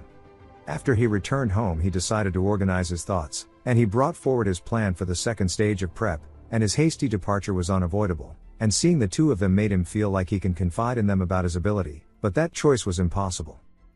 To maximize the privilege of having the gate he had to level up skills, and farm, and to crush everybody with that power. A realization struck him that it was even more apparent when he was fighting Chul-jun's group. If he prepares for the apocalypse according to his plan there will be a level gap of 3 or more which will make the monsters that respawn around him stronger, and it'll be harder to party up with the two of them. He continued his work, and finally he finished installing the wood-burning stove in his hideout, and he says now he can sleep well at night even if it gets really cold, and he can tell Dingo likes it because Dingo falls asleep right by the fire. Like the video or Dingo gets it.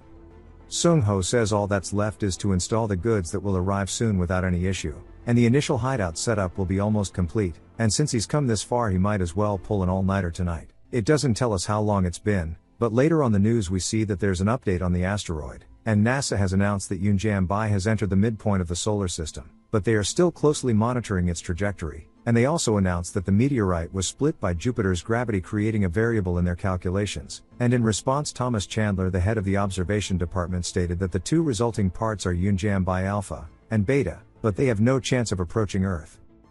Sung Ho says now he understands what happened, and on 5 days before the apocalypse, Yunjianbai Beta was the first to fall, landing near a Russian ship, and because of the resulting tsunami the ship was swept ashore at the port of a Korean, and that's how zombies first appeared in their country, and the background story felt a little strange, but now he understands why. Next on the news, following this shootout, one tech has reportedly not left his office residence for a week, and in response the opposition party leaders issued a joint statement announcing they have agreed to hold a hearing, and some are saying this is related to the rumors about the Awakeners and the disaster. Sung Ho says it actually is the end of the world, and the only good thing is that the media has taken an interest, so it's just become harder for Awakeners to commit crimes, and he wonders what the community's reaction is like. We see people talking about how they were going to rob a bank tomorrow, and some other crazy shit. Sung Ho says there are some crazy opinions, but that's about it. But something catches his eye as he recognizes one of the names as My Dream, and he was a player quite famous for being kind to noobs, and someone he had played with quite a few times. Turns out that he built a bunker, and Sung Ho says that if it wasn't for the portly he might have been tempted, but there's no news that his veteran friends had joined him, so he won't be the one to initiate contact, but he'll bookmark it for now, and then says that it's time for him to go finish construction of the second shelter. The next day outside, Sung Ho wonders if it's really possible to pull 2 all-nighters in a row, and he feels like he'll pass out the moment he closes his eyes, and seeing how well the exterior turned out gives him a lot of energy, and now it's time for the main event. Using the electricity generated by the solar panels is a lot more complicated than you would think, and starting with converting DC to AC, he had to go through several wiring processes to make it compatible with electronic devices, and we see him plugging in his phone saying that he hopes this works on the first try. And it does, and he says this is great, and he starts shaking, and finally the foundation for survival in his other world is properly set, and as he's made a pretty nice little room, he felt a rush of dopamine for the first time in a while, and for good reason. The place where he gathered the stones, after digging further there was a mineral harder and sharper than obsidian, and he discovered emerus, but right now it's pretty much useless, and it's better than nothing. He says he'll install the LED lights later tonight, and before he goes to sleep he needs to organize the food supplies, and then hears Dingo barking, and wondering what's going on, and he heads outside with his gear asking Dingo what's wrong. And what he sees surprises him, and there's a red wolf, and a bunch of other wolves with it, and Sung Ho says that he doesn't know why creatures that live in high altitude areas are here, but judging by how angry Dingo is, this must be the ones who killed his mother. He tells Dingo to be quiet, but of course Dingo can only see red, and Sung Ho says that he's in trouble, and frankly he has no way of defeating them right now, and if he moves from here to get a proper weapon he'll be showing his back, and they'll tear him limb from limb. In that case there's only one option left, and the solution he came up with was to make the Alpha leave this place, and have the rest of the wolf pack leave on their own, and there's a reason he judged that to be possible. That's because they are very cautious, and only after the Alpha wolf makes the first move will they feel it's safe, and he says they have a habit of launching a coordinated attack, and like any wolf they're vulnerable to strong scents. Fortunately in his pocket he has the pepper spray he used on the kobold, and so in other words he can just use this to spray on the Alpha, and while it won't kill it it'll drive it out of his shelter, but if it decides to charge at him he'll be the first to go down. And he doesn't know if there's a way for him to stop it, and hit it with the spray, and then it clicks. He says that he doesn't know if it's possible, and theoretically it is, but he has no choice because if he backs down here the shelter he worked so hard to build will be destroyed. He yells at the Alpha, and rears back his hand before throwing his knife forward, and the Alpha dodges the attack, and starts growling at him before leaping straight towards him, as it flies and he gets close, and Sung Ho opens the portal, then closes it in an instant causing it to hit its head. He then pulls out the spray, and starts letting that thing rip, and the Alpha begins spitting up bile, and Sung Ho runs in saying not yet as he grabs it by the neck, and stabs it straight in the eye. It then distances itself from him, and starts running away causing the pack to follow, and Sung Ho sits down, and sighs out of relief saying that he thought he was going to die of fear. Dingo runs over, and Sung Ho tells him to stop being a baby, and just wait a little longer as he'll definitely avenge his mother. He headed back, and finished organizing his basement, and he went out to the hardware store and pharmacy as he wanted to at least finish the minimal defenses before going to sleep. He's now gone 68 hours without sleep, and he says that in a way he got off easy, and as if they had been werewolves there would have been no answer at all. Thinking about it again he realizes he was complacent, and he only thought about the nearby living monsters that he had seen while completely ignoring the variables. And since it's come to this after conducting more surveys with the drone, it'd be better to expand the land and build a shelter, and that way he can secure more space for farming and storing supplies. Hyunjun spots him across the road and starts calling out to him, but Sung-ho is still thinking about it, saying he needs to build a moat to establish a second line of defense, but also adding more beacons to expand the reception range of his infrared laser. Hyunjun calls out to him once more. Sung-ho asks what he's doing here. Hyunjun says he wanted to ask him the same thing, and Sung-ho tells him he came to buy something. Hyunjun asks if he came to buy some weapons too, but Sung-ho asks why he would even buy that at a hardware store. Hyunjun says he's not the one doing it, but one of his team members wants to buy them, and we get a little recap. It turns out Hyunjun found his member hanging around the hardware store but is now stopping her from buying weapons. Hyunjun tells Sung-ho that she just doesn't believe him, and Sung-ho asks why he didn't just show her the initial summary he gave her, and Hyunjun says of course he showed her, but she can't accept the disease itself. Sung-ho then says forget all that, this girl keeps staring at him without saying anything, and she finally speaks, saying that she recognizes him, and he is the owner of the restaurant. Sung-ho says that's right. She asks what happened to him as the atmosphere around him has completely changed. She apologizes, saying she might have been rude, and pulls out her card introducing herself as Jo Soo-yeon, and Sung-ho introduces himself as well, and takes her card only to be surprised that she is a certified doctor. After learning that she was one just like he did with Hyunjun and Mi-kyung, he taught her the basic knowledge about the game, and she says that she honestly doesn't really understand because if you approach game settings scientifically there's no answer. Sung-ho says that it's a game after all, and she tells him that's the part she understands, but there's more she needs to know, and Sung-ho asks like what, and she says she knows he's an awakener. Sung-ho asks why she thinks so, and she says that it's just his explanations have the certainty, and as she listened that thought suddenly occurred to her, and Sung-ho laughs, saying there's no way, and says once more a woman's intuition is terrifying. Soo-yeon thanks him, saying it was a huge help, and that he feels very trustworthy, and Hyunjun wonders what the difference between the two of them is, and she asks if he's really that clueless, saying they have different depths. He then tells Sung-ho that she wants to be friends with him.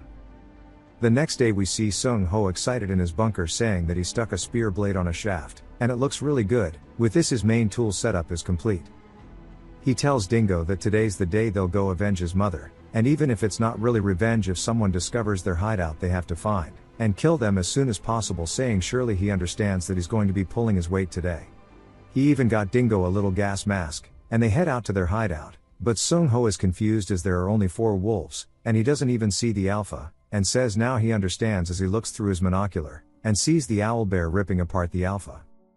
He says as long as he doesn't get too close his neighbor sure is reliable, and a maned wolf pack that's lost its alpha is very easy to deal with, and it's as if their brains have been removed from their heads, making their coordination terrible, and it allows him to defeat them one by one. He shoots one with a net launcher, and the wolf begins screaming, and Sung-ho says he'll put it out of its misery immediately, killing it, and he gains 3 points for this. The other wolves spot him running away from it. They start chasing, but one takes the initiative, and leaps straight at him, and he pepper sprays it as the other 2 get on both flanks, and Sung-ho rears back his spear, and stabs one straight through the chest while the other attacks him from behind. He realizes it, but decides to trust Dingo as Dingo comes in headbutting that thing, and Sung-ho tells Dingo good job, and that from now on he'll finish the rest as he just needs to make sure they're dead. He gains more points, and levels up to 5, and now additional effects have been added to his trait. He wonders what this is now, and we see that he has added abilities of transparency, which means the door can become invisible to others, and projection, which shows the scenery beyond, and he can hear sounds from the projected location too.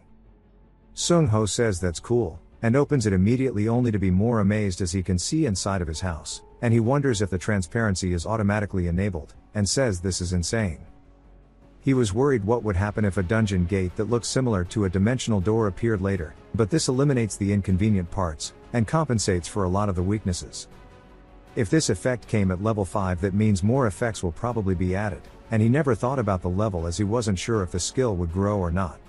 But if that's the case, he now thinks that he should pay even more attention to the events that will occur soon, but before that he has more to do, and he needs to bury these wolves before they turn into creepers. Oh man. We back in the mine. We get a 2-day time skip since the wolf subjugation. During that time he did a lot of things. First, back in the other world he conducted another ecological survey. Within a radius of about 1 kilometer only various animals were present. He confirmed again that there were no monsters. Then he obtained information that there was a goblin nest 3 kilometers away. A nest of that size probably has hobgoblins, so it would be tough for him to do right now. After gaining confidence in his safety, we see him with a chainsaw saying that it's time to begin. He started clearing the surrounding bushes and trees to flatten the area to transform the hideout into a shelter. With Dingo's help, they made a large circle 30 meters in diameter. I wonder if he could fit a mini excavator through his portal. But he says that he planned to set up 2 layers of circular barbed wire fencing and dig a moat outside. He's looking down at it, saying that it probably needs to go 2 meters lower. Of course, all while monitoring the situation in real time through the dimensional gate. In reality, he started by buying various materials from distant hardware stores. He visited a large home improvement store for a commercial grade tool set. Then on the way home he checked out Cheljin's hideout. He rented a motorcycle and a mini excavator. Holy shit, I spoke it into existence. Also, thanks to Jadok, he has been injecting a certain amount of poison daily for resistance, and it finally accumulated enough to use on a weapon. Right now though, he's extremely flustered as he's reading a post saying this is bullshit. Dream says that one joined his group. Sung Ho wonders if that means the shootout, and the government's media control, and the president's behavior of not leaving the residence are all just coincidence. But no matter how much he thinks about it, it doesn't make sense. The reason he judged that one would be beside the president wasn't just because he guessed he would know about the event, but one was an item collector who definitely would have demanded a giant shelter in exchange for providing info. Among the candidates worth cooperating with, he assumed he would choose the president who had the highest authority. The possibility of it being a bluff is a little high, but why would Dream do that? It's confusing, but dragging it out won't solve the problem. If one really joined Dream's side, he'll need to change his plans too. Sung Ho heads to a PC cafe, creating a fake ID for the game, and a VR ID. Messages Dream asking if they can hop in chat. Sung Ho says if he doesn't reply soon he'll have to postpone it. But Dream says not many people know his ID. Asking where they should go. Sung Ho wonders if maybe he's actually unemployed. Then tells him to go to the White Room. They continue their little conversation. And Sung Ho says it's time to see if he's the real deal or a fake. We see Dream entering the White Room. He thanks him for the invitation but tells him this is not very pleasant. Sung Ho asks why. Dream tells him that he even came into VR chat at his request, yet he's still maintaining the unknown alias. But also has a ridiculous mask. Sung Ho apologizes, saying that he won't gain anything by being chummy with him. Dream asks if that means he's a veteran. Sung Ho says he could be, but he also couldn't be. Dream says very well, he'll ask 3 questions. If he answers them correctly he'll acknowledge him. Sung Ho says bet. Then Dream asks what's the maximum vertical jump height of a werewolf. Sung Ho says 3 meters. Dream asks about the owlbear's weakness. Sung Ho says surely he's kidding him, it's light. Then Dream asks about the evolution stages and forms of zombies. Sung Ho says that zombies don't have infection abilities, instead they consume nutrients. When nutrients accumulate they turn into ghouls, but before that some of them become enhanced zombies. Dream says that's good. Then ask how many events they're meant to happen in reality. Sung Ho says that he doesn't intend to tell him that. And Dream laughs, saying he's indeed one of the veterans.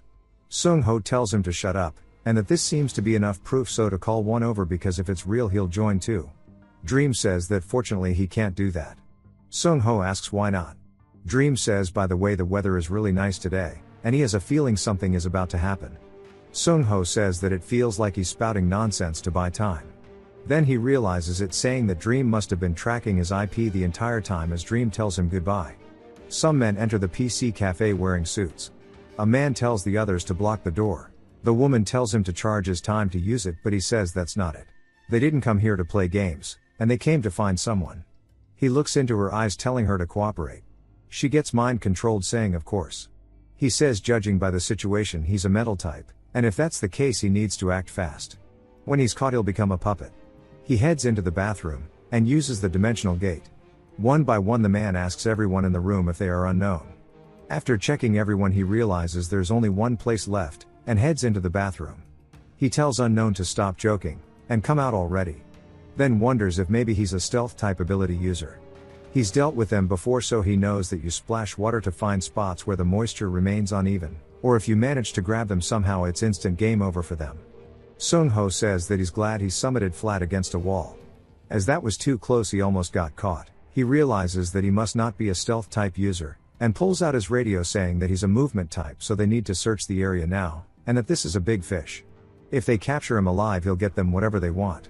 Sung-ho says that it sure is bitter, and even though Dream was wealthy in reality, and a gentleman in game, to see himself trying to make slaves is a sorry sight. He then thanks Dream as he coats his spear with poison. I honestly didn't know that was Dream, my bad. But Sung-ho says he has resolved himself many times, but he was still hesitating. But thanks to him now his thoughts are clear. His own standards, he will thoroughly respond to fire with fire. Dream wonders who the hell the veteran is meant to be. Even if his skill is a movement type like he guessed, a veteran with tons of accumulated playtime definitely has more tricks up his sleeve. As soon as he says this, Sung-ho appears behind him, dashing forward. Dream notices, but it's too late as he gets cut on the leg, instantly getting inflicted with a poison. Dream says that he's unknown before Sung-ho slams his face into the glass, saying he never told him he could turn around. Then asks how it is, as the poison must be spreading through his body. Dream says something else, and Sung-ho tells him to stop talking. Since the apocalypse hasn't begun yet, the tutorial hasn't started. Meaning the murder system also isn't unlocked. He cuts a gun off his hip, saying that even if he kills him, he wouldn't get any penalties. Dream then stops talking, and Sung-ho says that he's a semi-veteran, so he should understand what he means. While he's conscious now, his body won't move. He then asks why the hell he's selling out Survivor 1, and targeting innocent people. Then tells him that the way he looks right now is less like a human, and more like a monster that's nice to farm. Dream calls him a bastard as Sung-ho starts stealing his things, telling him to think of it as the price for trying to trick him, and turn him into his slave. Next time, it won't be just a warning, as he'll really kill him. He then hits him over the back of the head with his knife. He says that before the group arrived, he escaped the cafe, and returned home, going straight to the other world, pulling out the wallet and gun that he got from him. He says the first thing he'll check is the ID. His name is Kwon Kyungjin, he is 38 years old, and he runs a golf club as the owner. From there, he controls 3 bunkers, but also is a complete womanizer. He's also apparently got good skill based on his total playtime. He'd been conducting experiments using his skill mind control. Sung-ho says that this should be all the useful info he's got, but his skills don't necessarily improve just because of long playtime, because if it did, what about him? Then he thinks about it, saying that since the goal of the game was always survival, his skill is pretty much cheat tier, but only for veterans. He then decides to keep the hypothesis as likely until he can check another veteran's skill. Right now, with a game like Apocalypse approaching, there's only one thing he can be certain of. Just becoming an Awakener already improved his physical abilities beyond normal humans. Of course, his recent training also helped too. He says the next time he practices shooting, he'll do it without a full mag. He then hears his notifications going off over, and over, and over, and he looks over wondering what's going on. He sticks his head through the portal, browsing his computer, and is surprised. As the second event has now struck, Sung-ho says that this is good. He hops in the whip, and starts driving. He wonders why it has to be so far away. Then he sees an update about someone spotting a goblin near the reservoir. He quickly pulls over to the side of the road, and hops out. He tells Dingo that they're going to be hunting goblins now. The moment he saw the post, he grabbed the whip, and went straight towards the mountains for 2 reasons. First, with the issue being this big, the police will obviously start blocking the area off. Second, goblins are roaming monsters, and they would definitely build a temporary nest under the hobgoblin's command. He asks Dingo to catch their scent quickly so they can follow it. Dingo barks, and then starts sniffing the ground, and looks up, starting to lead Sung-ho. Sung-ho is surprised that he caught it so quickly, but is proud of him. Dingo starts hauling cheeks, and jumps through some bushes as Sung-ho quickly follows behind. He calls his dog an idiot, and asks if there's not a better path. Dingo barks, and what he sees up ahead are cops laying on the floor, and goblins all around. Sung-ho tells himself to calm down, walking over to one of the policemen, checking his breathing, saying that he's still alive. Since there are no clear wounds, that means he was only hit with paralysis poison. But he wonders who took his gun, or maybe he got deployed suddenly, and never had one. He lines them up side by side, saying if they rest for about 30 minutes, they'll be okay. He then checks the goblins, saying that they're riddled with bullets. He wonders why the gun was taken in this situation. Then thinks about it, saying there might be a gold goblin in the group. If that's the case, there's no way he can let anyone else take it. With that decision made, he used the cop's phone to call for backup. He left a note with their exact location, and instructions to bury the goblin corpse so it wouldn't rot. Since monsters had already spread across social media, hiding them from now on is pointless. From now on, it's a race against time. He tells Dingo that he's counting on him. Elsewhere at the mountain we see a man blocking an attack, and he swings at the goblin who backsteps it. He then asks his captain if this is right, that he the non-awakener is the tanker. The dude tells him that he has no choice as his specialization is psychokinesis, which has a pretty long cast time. But not to worry. As he throws 3 rocks forward taking out one of the goblins, he says he'll definitely provide cover. The tanker asks if he's certain the other party members are on their way. He tells him that they already reached the mountain, however they said that they couldn't climb up easily as the police were stopping them. The tanker then wonders if they should retreat too, but the dude tells him to think of it as an opportunity. And that they've seen these goblins in the game plenty of times, and they're all without their main weapons, and paralysis poison. I thought everybody who played the game awakened. Maybe that wasn't true. The guy says even so. He's having a hard time, and his captain tells him not to panic, and just keep doing what he's doing.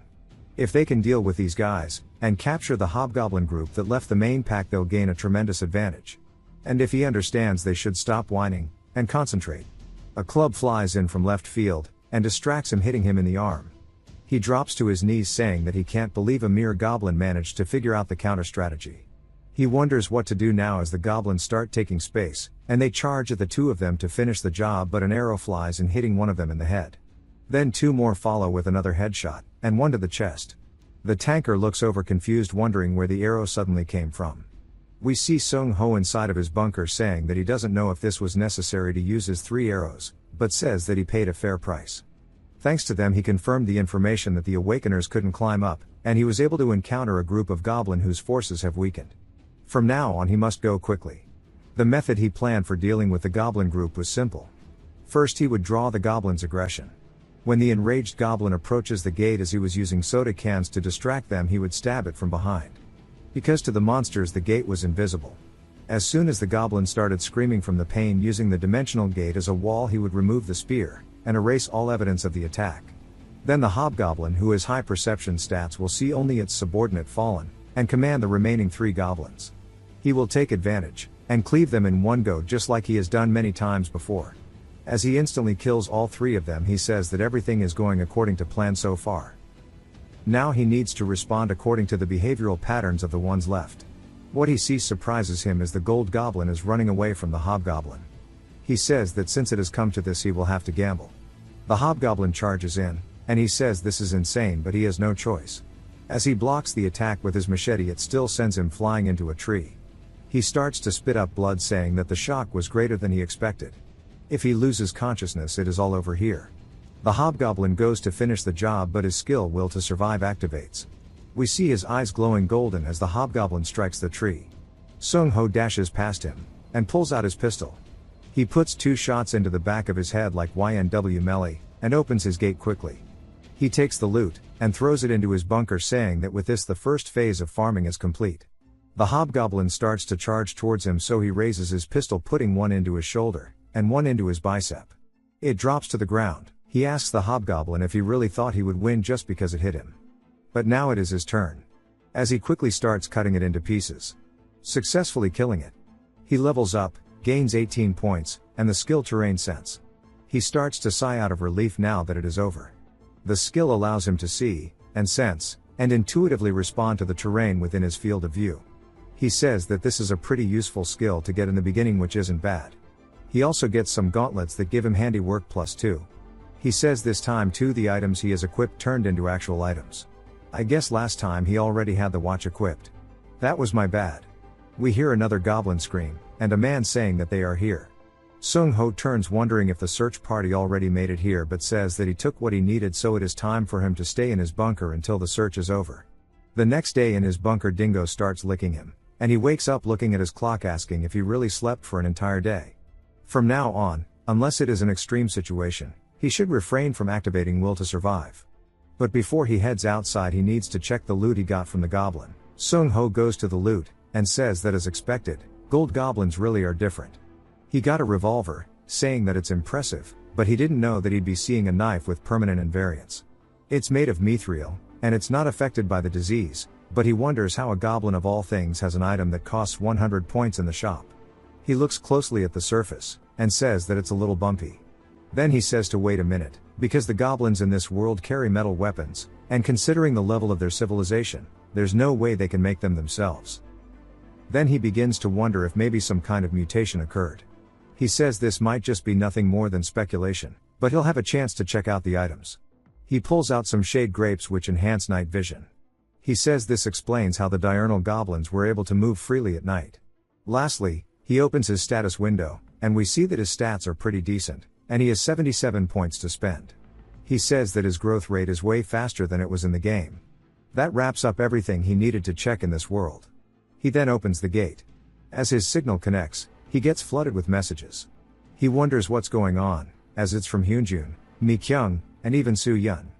He says that he's never been this popular before, but he should go head to the fitness center. He does so, telling Hyunjun that he's here. Hyunjun and Mi-kyung quickly run over, and Hyunjun says that he was really worried. Sung-ho then asks who that is behind them all. Hyunjun says that he should introduce himself as they're his party members, and that surely they all know Sung-ho as the snack shop owner. One of the men introduces himself as Lee Kyung-hoon, and the woman introduces herself as Kim Bora. Sung-ho introduces himself too. Then he asks Hyunjun where the last one is. Hyunjun says that person went to the big camping gear discount store asking Sung-ho if he knows about it. Sung-ho says that he didn't know there was a place like that nearby. Mi-kyung says that it opened just a month ago, and everything's super modern. Hyunjun then asks him if he checked everything about yesterday's incident, and the news. Sung-ho says of course as he watched it all on YouTube. The doctor who dissected the goblin found on the mountain warned everyone to prepare for the apocalypse, and the president held a national security meeting, and announced that they would confirm the whereabouts of the survival life creator, and listen to the awakened one's opinions. Hyunjun then asks Sung-ho what he's planning to do now. Sung-ho asks what he's talking about. Hyunjun says that since Sung-ho knows a lot they wanted some advice. Kyung-hoon asks Hyunjun if he's serious, and saying that he gave him advice already that goblins only give points anyways, and even if an awakened killed one the best they go from level 1 to 2 so he should keep stocking up on supplies like he's doing now. Sung-ho asks what the hell this dude's even talking about, telling Kyung-hoon that he's wrong. Kyung-hoon then asks if he even played the game. Sung-ho says no, but if you look around on the community a bit, and Kyung-hoon says exactly trusting in the community too much isn't good, asking if he understands. Bora then asks Kyung-hoon, saying that she's been curious for a while when exposed to zombie spores. She wants to know who turns into zombies, and who survives, and if there are conditions that determine whether you turn after infection. He says that at the very least anyone who has come into contact with an awakened should be fine. She asks him to explain more, and he gets a little angry saying that surely they already know why he awakened. That's because he played the game and shorties made contact with the system, meaning even though they're not awakened since they've interacted with him, they're safe. Bora says that when he says it like that it sounds convincing, and that she'll stick with him from now on. Kyung-hoon laughs telling her to trust him, but Mi-kyung says that she also has a question. She then says the tutorial was super hard, asking if he cleared it. He ignores her, telling her not to worry as he'll make sure to protect all of them, and Sung-ho just wonders what this guy's deal is. He admits that it's a somewhat credible hypothesis, but there's no evidence anywhere that awakened people can be exposed to spores, and stay fine. He sighs saying it's hopeless, and that Hyunjun probably called him because he doesn't trust this guy either. He decides to get up for now as he doesn't want to give direct info to someone like him. He tells Hyunjun that he's got some plans, and he'll contact him again after. After leaving the club he revised the list of places to farm before the disease arrives, which would be the camping store that Hyunjun mentioned, and removing the convenience store. By the time he arrived in front of his house he was able to meet Soo-yeon, who had been waiting for him. She says that she has something to show him. She came to give him something, asking if he's okay to stay for a bit. He says that he is, and asks what it is. She says that it's a pack of painkillers and antibiotics that he can't buy without a prescription. He asks if she's really giving this to him, and she says why not. If she runs out she can just forge a prescription and make more, and she tells him her address, saying that it's also written in the pouch. He asks why she's giving him that too, and she says that it's a give and take relationship, as they need to know each other's locations. He says if that's the case then it's fine. She says that she's going to go stop by and talk to Hyunjun, so she'll be off now. He tells her to be careful, and she tells him that he has to make sure to pay for the medicine, but also not to forget the address. She walks away, and says that she's very aggressive. After the second meeting with Soo-yeon, time quickly passed again, and during that time he visited various places, but he bought many items and equipment, and in this world he created a storage facility with sandwich panels, and started loading items into it. After he received the mini excavator he'd reserved, he began doing construction work on the side. Meanwhile, the world grew chaotic. On TV, people were arguing the entire time until an emergency meeting was called by the UN. Articles flooded in about the US president planning to visit Korea, and sensing something strange that NASA didn't predict. Starting with Yunjambi Beta, Yunjambi Alpha was announced to be coming to Earth.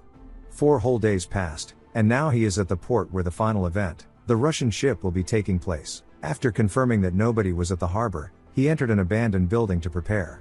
He opened his gate inside of it, and said the reason he came here despite the probability of becoming a zombie was simple. It is to obtain extra guns from the Russian vessel. The zombie spores, which are pathogens in the form of particle beams, all have strong permeability, and is not something that can be avoided. Becoming a zombie now or becoming one 5 days later didn't feel like much of a difference to him as someone without a family. Of course, there is the option of living in the other world with Dingo, but what meaning would that have as a human? With this though, his preparations are complete, and that doesn't mean he has the slightest intention of dying. He just made a different choice from others. High risk, high reward, and that's what life is about in the end. He's reading some old patch notes, talking about a bunch of things such as the 10-point weapon being provided during the tutorial, but also how they nerfed the zombies, and something about the diversification of point acquisition methods. All of this will start from Yunjambi Beta's arrival. He's a little surprised, saying this is as if the admin knew the apocalypse was coming to reality. A beep then starts going off on his phone, and he realizes that it started. He reads that the Yunjambi Beta is going to impact near the South Sea, exactly outside the port where he is. The sirens start to flare, and the tide on the beach starts to recede, just like your hairline as the boats begin to get beached. But there's one vessel off in the distance, being carried by the waves, which has formed into a mini tsunami. It starts sweeping the city, and Sung Ho says this shit is crazy. He says that dealing with zombies and monsters is much better than having to try to deal with natural disasters, because that just looks hopeless to try to survive. His hands begin shaking, and he says that he needs to move quickly. As we see, he has all of his equipment ready. He suits up, and pushes his boat, saying that he needs to move as fast as possible before the government agents arrive. He hops into the water just driving to the vessel. He ties himself up, but we see his hands shaking hella bad. He then looks at the side, saying that it seems that awakeners don't become zombies, just as Kyung-hoon said. He doesn't even feel a prickling sensation. But for him, good is good, so it's time to head up. When he does, he spots the zombified sailors, and greets them, asking if they've been well. The zombies in the game were a bit special. According to the game settings, instead of not having the ability to infect with the virus, they regard everything as prey, but also have a habit of getting stronger the more nutrients they absorb. He charges in with a shield, knocking one of them to the floor before raising his mace, and he starts bashing its skull in. Before quickly taking out the other, he wonders if they don't realize how bad they've nerfed the zombies. He gains 4 points, saying originally even with an iron weapon, he would have to land at least 2 more hits to kill them. Even so, he can't let his guard down like with the orcs. As a veteran player, that kind of mistake is enough to only happen once. He heads inside, saying that the zombies sure are swarming, but he'll focus on clearing the ones in the hallway. He gains 4 more points because he one-shots both of them, and he says that he needs to go to where the probability of finding the pistol is high, which is the wheelhouse. He then hears a gunshot, asking if there's still a survivor on board. That means that even if a non-awakener isn't in contact with an awakener, and gets exposed to zombie spores, it means they can randomly survive, and he needs to save them first. That way he can get definite info. When he does get there though, he sees that he was a little too late, because the gunshot wasn't for the zombie, but the dude blew his own brains out while holding a photo of his wife.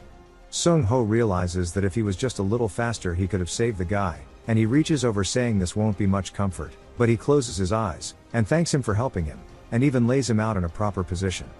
He then walks out of the boat, saying that things like this will probably happen a lot after the apocalypse, and of course there will be times when he has to kill people to survive too. He then hears another boat as he's cutting his rope, and he turns, saying that he can't believe there's someone just as crazy as him about farming. They don't even exchange glances, and just ride by each other. Sung Ho says that he should just consider this practice because half-hearted hypocrisy is disgusting. The next day at dawn, the news is asking where the survival life developer is. Sung Ho says that looking at the actions shown by the president after obtaining the proof with the zombies, it's basically confirmed that his thinking is similar to his. It's time for him to do his part. Since he's giving it, he might as well include various information.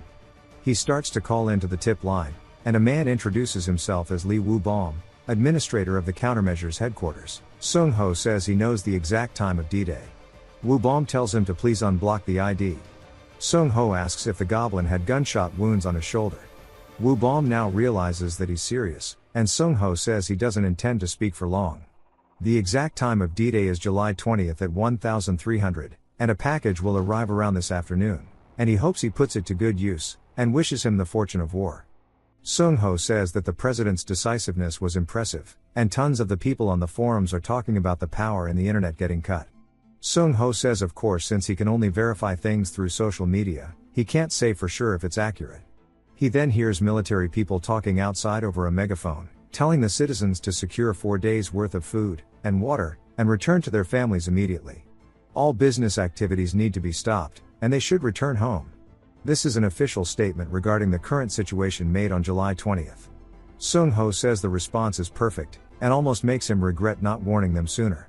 If he had known they'd handle things this well, he would have taken the risk when his trait first showed up, and done this from the beginning, but he says that wouldn't have the disaster anyways, and he should not dwell on what ifs. Not forget the promise he made to himself that day, he's not a hero, he's just a dude. Since the lockdowns made it impossible to do anything in the real world, he decided to stay in the other world a while longer. 3 days before D-Day, he finished digging the moat. He says at this rate though it's going to take a couple more. He sorted through the videos he had saved up, such as cooking videos, and farming basics, like genuinely just sorting the videos. 2 days before D-Day, he started scouting with Dingo, and he discovered that the sun apples had fully grown in just a month. He needs to verify it further, but maybe the entire forest is enchanted fertile land. The next day, a problem arose as 2 of his sweet potato jellies were missing. There was also a dried up grape on the floor, and he asked Dingo if he did this. Dingo shakes his head no, and Sung-ho tells him there's no lying allowed, causing him to roll on his back and whimper. Sung-ho says judging by the reaction, it probably wasn't him. He decides to check the CCTV. He sits down and goes through it. He's surprised by what he sees as a group of beetles going through the doggy door, taking his sweet jellies, and leaving a grape as repayment. The little guy even bows to him, and Sung-ho's surprised that it's so smart. It's also super cute. He says he's really wanted to track it down, and see it for himself, but for now he's just gonna lock the doggy door. Dingo wonders what he's doing, and Sung-ho says he has guests coming over today. As he heads back to his house, he thanks everybody for coming. We see it's Hyunjun's group. He says he's glad they made it even with the lockdowns. Sung-ho asks who the man sitting with Hyunjun is. Hyunjun says he's the last member of their party, so they brought him along to introduce him. The dude introduces himself as Yuhyun, and he says that he awakened but he turned the game off right away, so he doesn't know much about it. But in the real world, he has a major in electrical engineering, which is something he's confident in. Sung-ho says that's good enough for him, and introduces himself. Hyunjun told him a lot about him, and to treat him comfortably. Sung-ho says that since they're short on time, he wants to end the intros here, and share with info they have one by one, telling Hyunjun to go for it first.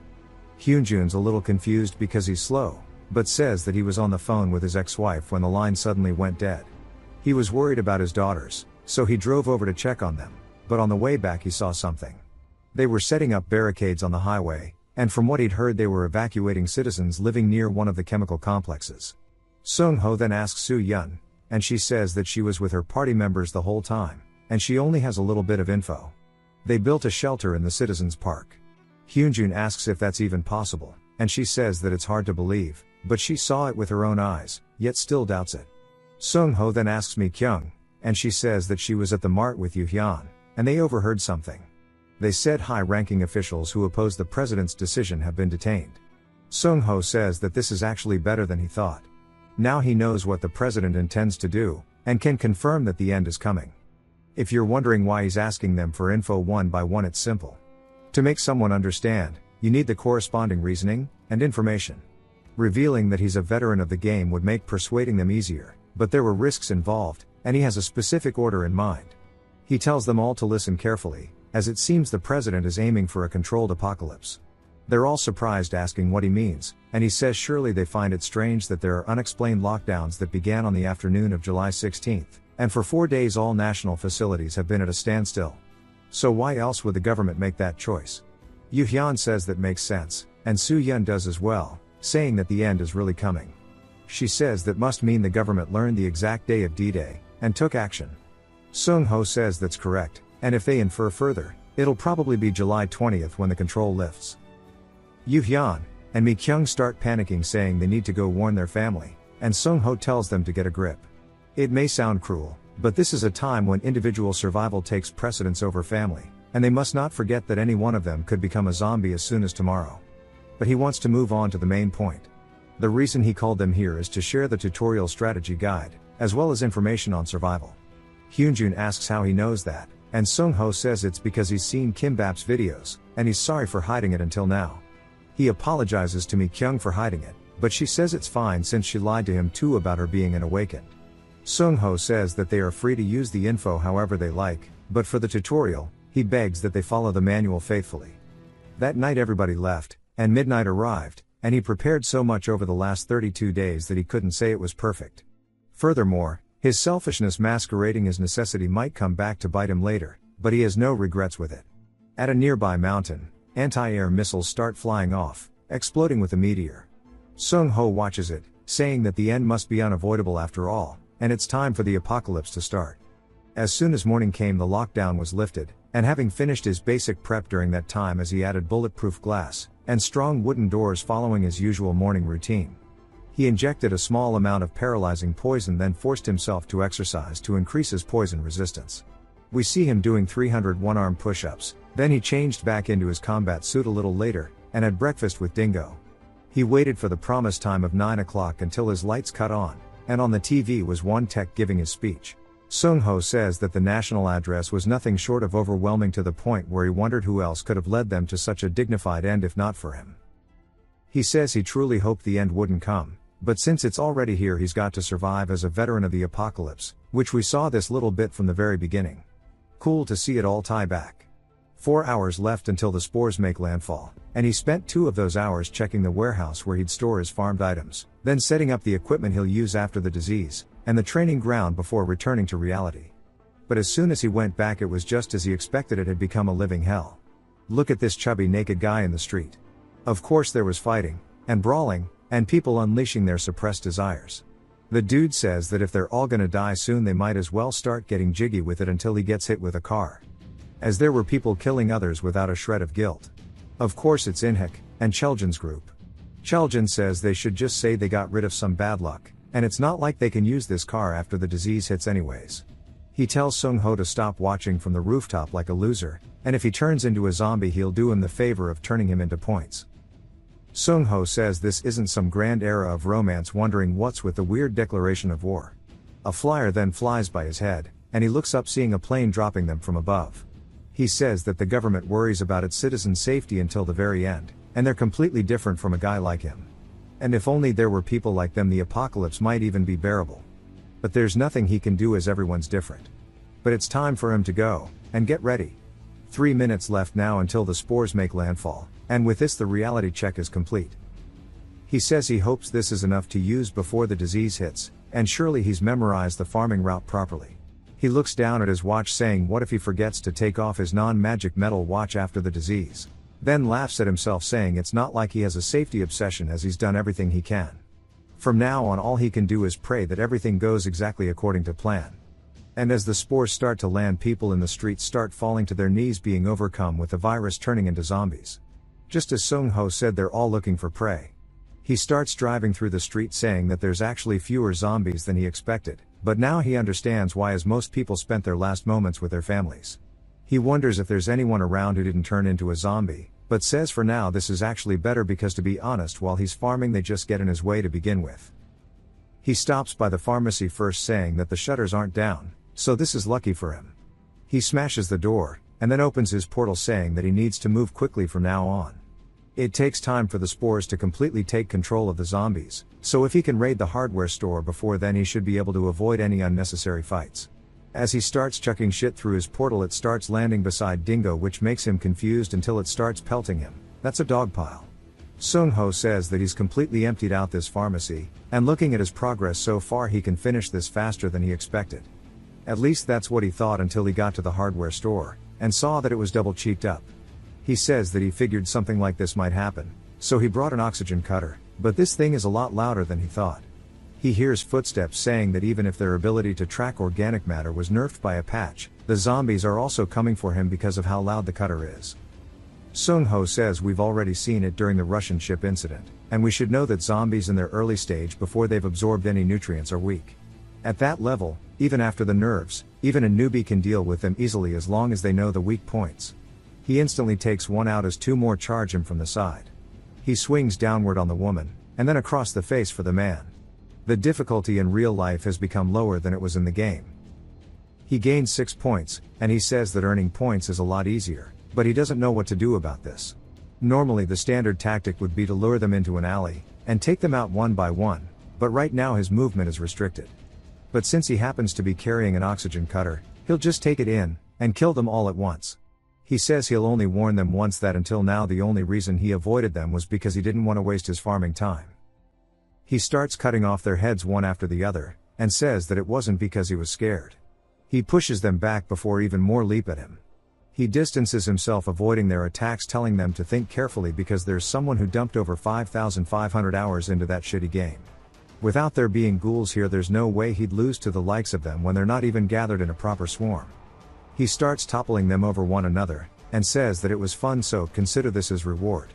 Now that he's got them all together, he lights up his cutter, and says that he'll send them off with a bang. Then starts drilling into them. After the big fight with the zombies, he finished farming the hardware store, and headed toward the local police station. Unfortunately, the armory was already looted. Before he could even be disappointed among the corpses scattered across the parking lot, he found one with a backpack, and was able to get exactly what he wanted. Meanwhile, by the time he was moving to the fourth location, things were still manageable. Thanks to the terrain detection skill he got from the hobgoblin, and the stat boost to perception, and handy work from items, he could easily avoid the zombies that were slowly starting to gather and chase. When he arrives at the motorcycle specialty shop, he figured it would be ransacked because people all think the same. He put the one remaining ATV and various supplies into storage. While checking his condition in the other world, he took a short break to clear the debuff effects, saying that the other world is broken. After that, he went back to reality, thinking about where to farm next. But then, as we hear a motorcycle, we learn that things aren't going to be as easy as he wanted. As we see Inhek and Skinny saying they finally found him. Inhek says that if he's not an awakened, he should act humble and stay inside like one. Then he's been looking for him for a hot minute. He shoots out an attack towards Sung-ho, but Sung-ho dodges by evading backwards. He says that they're going to see him soon anyways, and that this much is just obsession. He wonders what to do, and opens his gate. Inhek tells Skinny to keep an eye out on the zombies, and Sung-ho says no matter how he does it, killing them is simple. Inhek charges into the building, asking if he's ready to die. Sung-ho says since the tutorial hasn't started, there's no way the system would classify him as a murderer. Even if it did apply, your first kill only results in a warning, so there'd be no problem. Inhek is confused, asking where he went, but Sung-ho says it still bothers him. Whether it's okay to kill someone in real life or not. Inhek realizes too late that Sung-ho was an awakened, as Sung-ho puts him in a chokehold. He tells him to answer quietly, asking why he's targeting him. He says it's because he took the girl he was drooling over. Sung-ho asks what he means by took, and Inhek says to be honest that he's already taken her to bed. Sung-ho kicks him in the back, telling him this is his last chance to redeem himself. The very least, he shouldn't harm innocent people. Inhek laughs, saying that's rich coming from someone who came to loot. Also that they're both the same. Selfish trash who only care about themselves, as he grabs his crossbow and shoots it towards Sung-ho. Sung-ho dodges, and says that's true, and now that he hears it, he's right. He then thanks him, saying that he helped clear his head, and he really is trash just like him. He puts one hand on his face, and the other on his neck. As Inhek is begging for mercy, Sung-ho says that he didn't want to admit it, and he snaps his neck. He says he fought over 100 death matches in the game. As we see, he gained 50 points. He says killing a person in real life feels worse than he actually imagined. As we see his hands shaking, we hear Skinny screaming as he sees Inhek's corpse. Sung-ho calls him a crybaby, telling him to watch his back. He says even if he's trash just like them, they're thugs who steal from others without restraint, and only care about satisfying their own desires. Skinny starts getting mauled, begging for help. He cries as he reaches his hand out towards Sung-ho. Sung-ho just watches as they eat him alive, and he says that they are people who deserve to die in the apocalypse. He then explains that the murder system was introduced 3 months after the game's launch to reduce intentional trolling. The intention was good, but the regulations were horrible. The first murder resulted only in a warning due to fear of losing users, and while there were no exceptions from the third murder onwards, you were just branded as a murderer. After the second murder, if you didn't kill them directly, the system judged how much you were involved in the death, so it was possible to be exonerated. If you're wondering why people went out of their way to become murderers, the main reasons were point acquisition, and stat enhancement, as well as stealing the opponent's unique skills. Considering the patch made a week before service termination, the newly added special abilities were also a major reason, because that alone was enough to fully enjoy the boring survival game. Where there were pros, there were cons, along with the condition that a murderer must keep killing if 3 or more players gathered, even if they didn't want to. The murderer could open a death field to summon a barrier, and they had to fight a death match inside of it, and bro pick the legit worst opponents possible. The situation might seem extremely advantageous for a murderer at first, but in the late game it was full of veterans, so it was basically poison, and once you become a murderer, the distinctive heartbeat is supposed to ring out. Back to reality. After killing the zombies, he explains that once you become a murderer in the game, there is meant to be a distinctive heartbeat that is supposed to ring out, but he doesn't feel anything, and as predicted, the system hasn't been applied yet because it's before the tutorial. In other words, for a few hours, even if he kills people, there are no downsides. But he reminds himself it's not a game, and he must have gone crazy, and he doesn't want to think nonsense, so he can live as he planned. His iron rule is the same as it was then, just one thing: respond to injustice with injustice, so from now on when he kills people, it will only be for that moment as he throws items into his portal. A little later he's annoyed, and we see it's 4:30 p.m.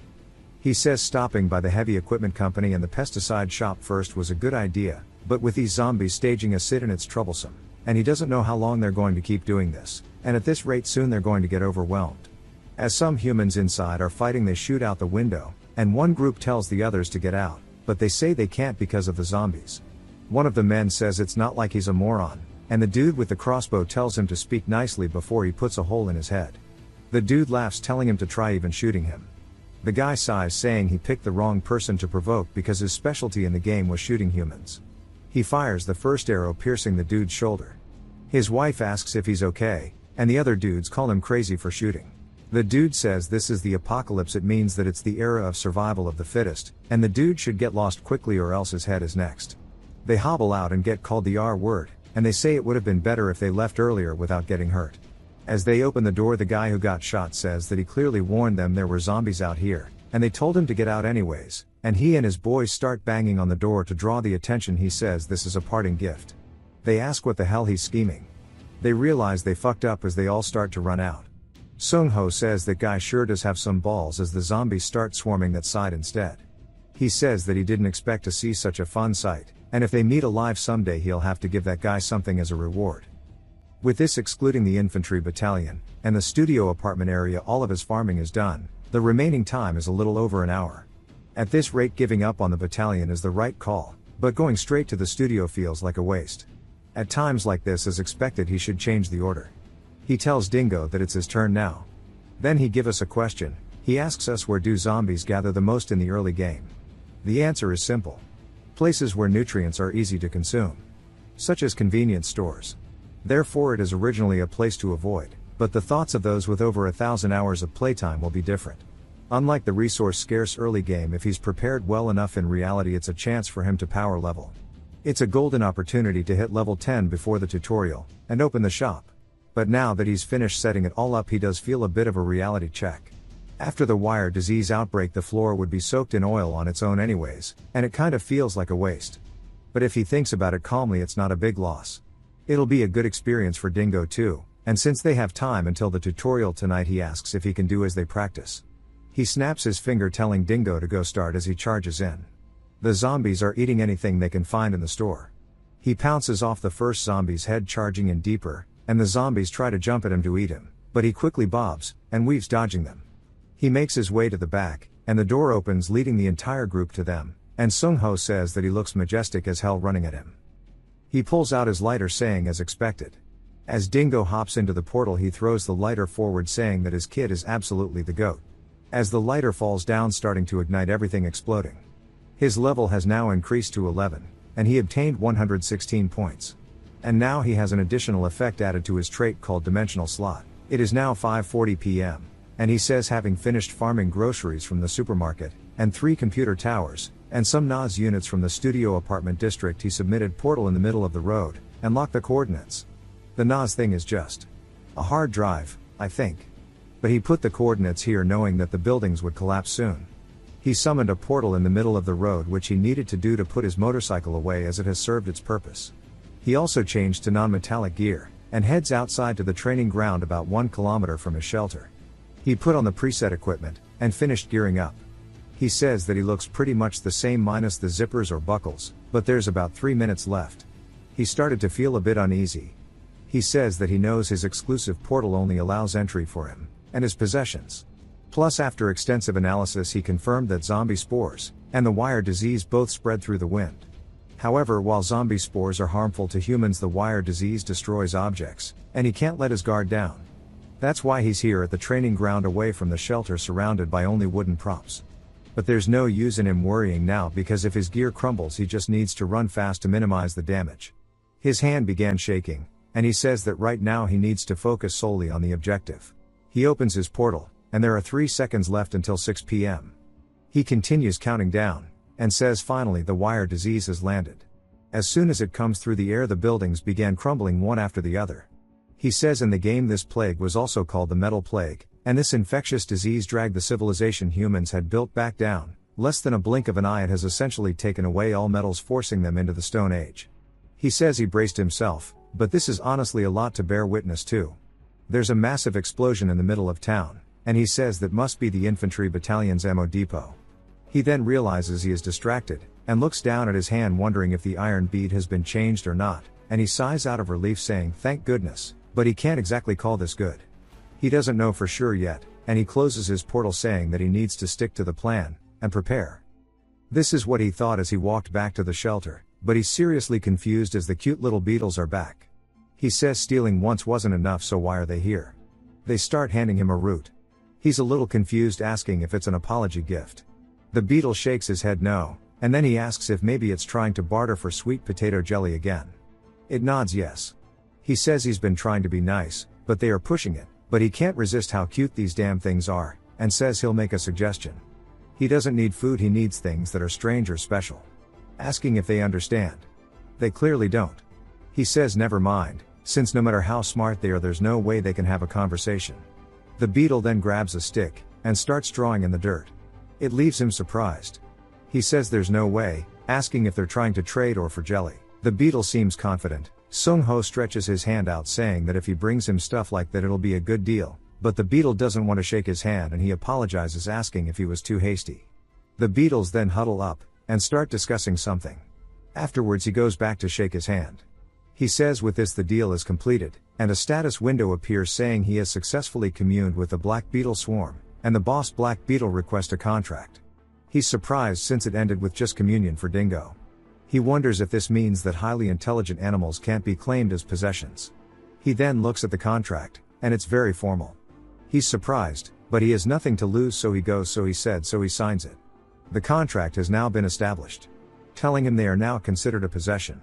He asks what the hell is going on, and now he's just trying to wrap his head around it. The beetles then go to fly away, and he says he can't believe they are going to search immediately, but he tells him to wait a second. He heads inside the shelter, and comes back out saying that they came here because they were hungry, and it's a signing bonus. He's giving them sweet potato jellies. They all start to get excited, and cheer.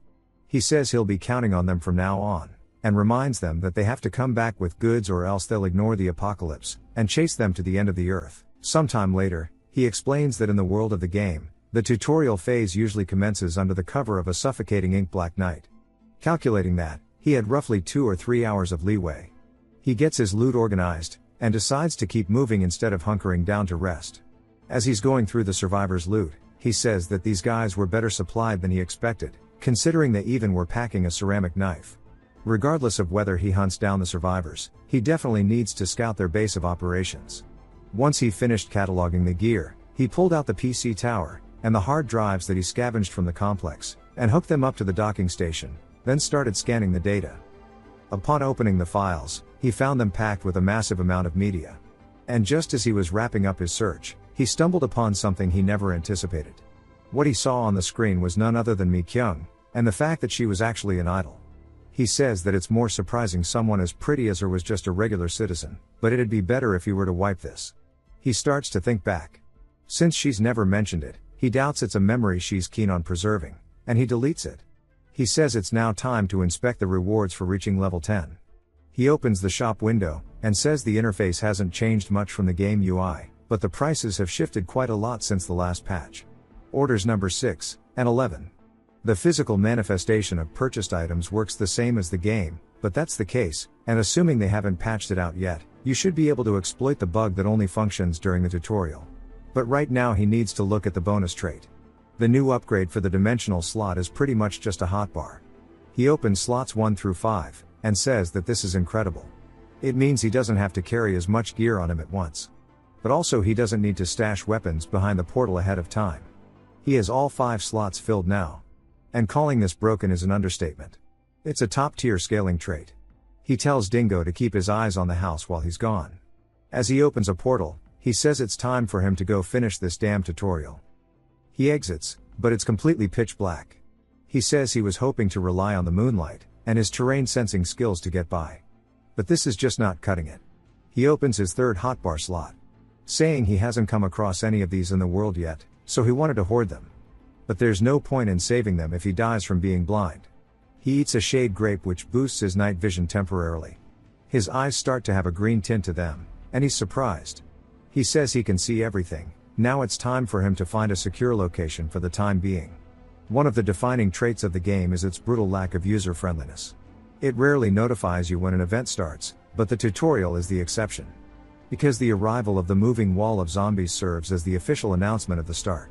So if you're wondering what triggers the zombie wall, first being spotted by a member of the undead.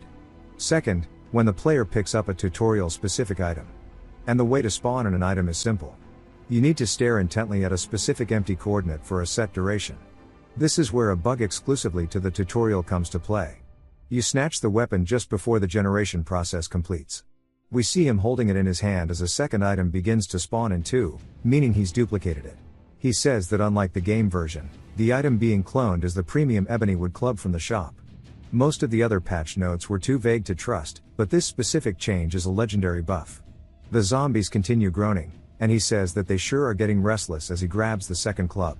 He says there's no need for them to rush, as even if he wanted to avoid them, he's going to be seeing their ugly faces until he's sick of it. He bashes one of their skulls in, and says there are a couple of paths to clearing the tutorial.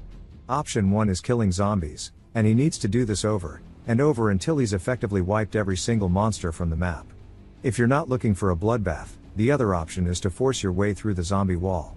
Meaning he needed to charge directly into the wall of zombies. He does so, but there's too many of them, and he has to distance himself to not get overwhelmed. He says that he guesses he can't just cheese it like Toe or Hayek, as they are just speedrunning demons. But it doesn't matter. His strategy for this tutorial is pretty simple. He puts his club back, and starts hauling cheeks. Saying that it was always to hunt down the boss, and crush it anyways. While he kept running without any rest, he wasn't blindly searching for the boss monster. In the tutorial area, there's always a checkpoint, and only by going there does the boss actually spawn. But he's just trying to figure out which one it is. He's on a time limit because the Shade Grape's effect is going to expire soon. He says that the only thing he knows for certain is that the checkpoint is in one of the buildings within a 3 kilometers radius from the tutorial starting point. Among them, it's a place completely free of zombies. He finally spots an abandoned building that of course has no zombies. He slides underneath some debris just in time for the effect of the grape to expire. He says with this he can breathe easy until the boss respawns, and in the meantime he'll go up to the rooftop. As he'll check what kind of enhanced zombies appear and then deal with it accordingly. When he makes his way up the stairs, he's surprised there's someone standing up there already. Using the same club he got by duplicating it, and it's none other than Mi Kyung. A little later they start chatting, and he asks if all of the members survived, and she says thankfully they did. He asks how she ended up coming all the way here, and she says it's not like they ignore the manual. Kyung-hoon just kept insisting that they stay together, and then the zombies started swarming them, and while running away she ended up here. He gets annoyed that that dude's trolling even up until this point, and that this is a serious headache. He tells her to listen carefully, and he says he doesn't know if he can keep acting like a non-awakener in a situation like this. He tells her soon the tutorial boss and enhanced zombie will be summoned. She asks if he really came here to defeat it, but he says that he just got dragged into it. Someone threw shit everywhere and he was forced into this. She says she sees and he says that to continue in the video when the boss is defeated, the clustered zombies scatter, and their zombie wall collapses and aggro disappears. And Kimbop said that if you hide or run away at that moment the tutorial ends. She asks when that zombie is meant to appear, and he says it's soon. As soon as he says that, there's a bright blue light below the building, and he says that this is it. As we see the monster spawning in, she says it looks like he has tentacles. As he stares down at it, he asks if maybe she's noticed any changes to herself. She asks what he's talking about, and he says that enhanced zombies with growths in their head like that are said to have abilities that seal something. She gets surprised, telling him to wait a moment as she opens her status window. She says that it's just like he said, as her trait is sealed. He says he understands. And he wants to know if trusting him is still valid. She says of course, since he's helped her so many times already. He makes sure that the items that he delivered before all of this are still in her bag, and she says of course, everything from these signal flares, and more. He says that's good, telling her to draw the attention of the zombies from the rooftop, and he'll take care of the enhanced one. He says coming down like a pro was nice and all, but what about now? Of all things, the enhanced zombie's ability is trait sealing, but he doesn't find it that strange, because in the game there were no traits, and no monsters that sealed them, but there were enhanced monsters that sealed other things. He was careless, and if he had known this would have happened, he wouldn't have put his bow in slot 1.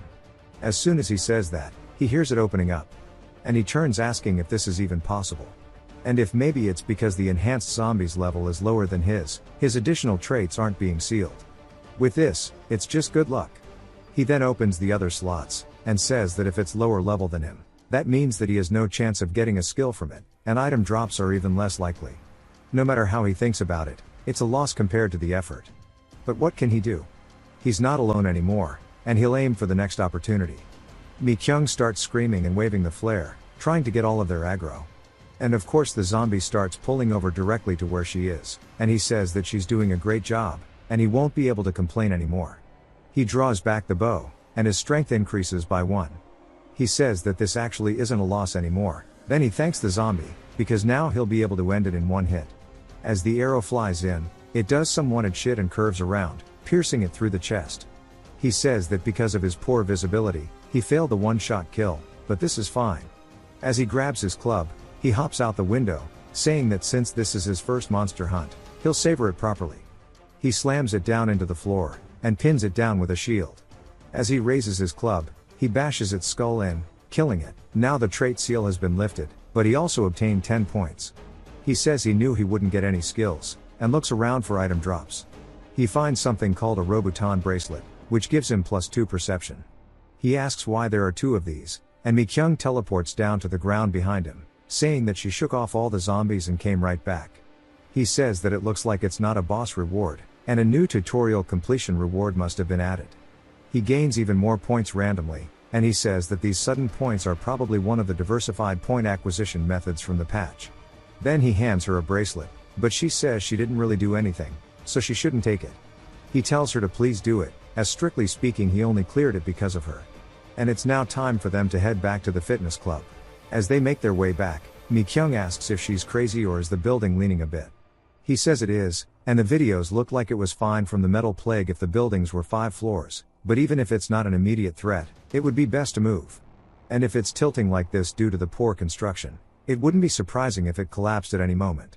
She says that she'll make sure to tell the owner, and he says that since they should all still be gathered here, he can explain the killer system, which was called the murder system previously.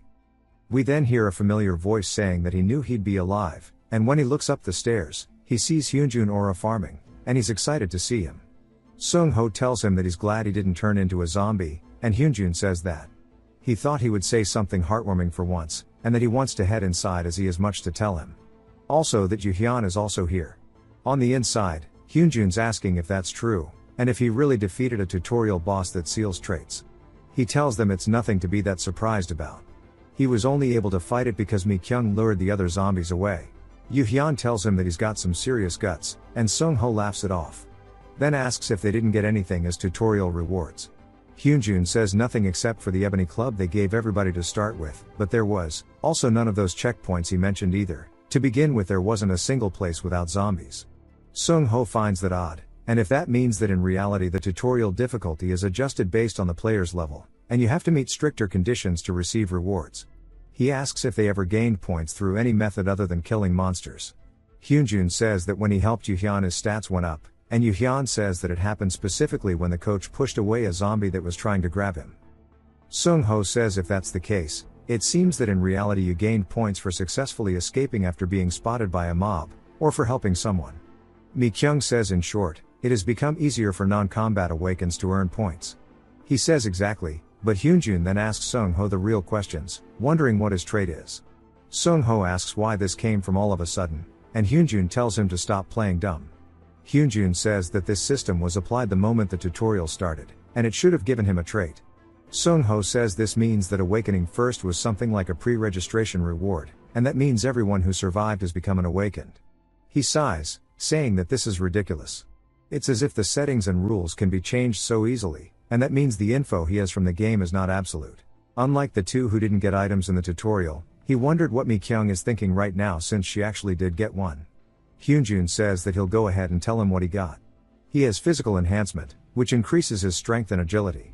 Yuhyun says that he's been a doll maker from the start, and if he closes his eyes he can see, hear, and move through his dolls.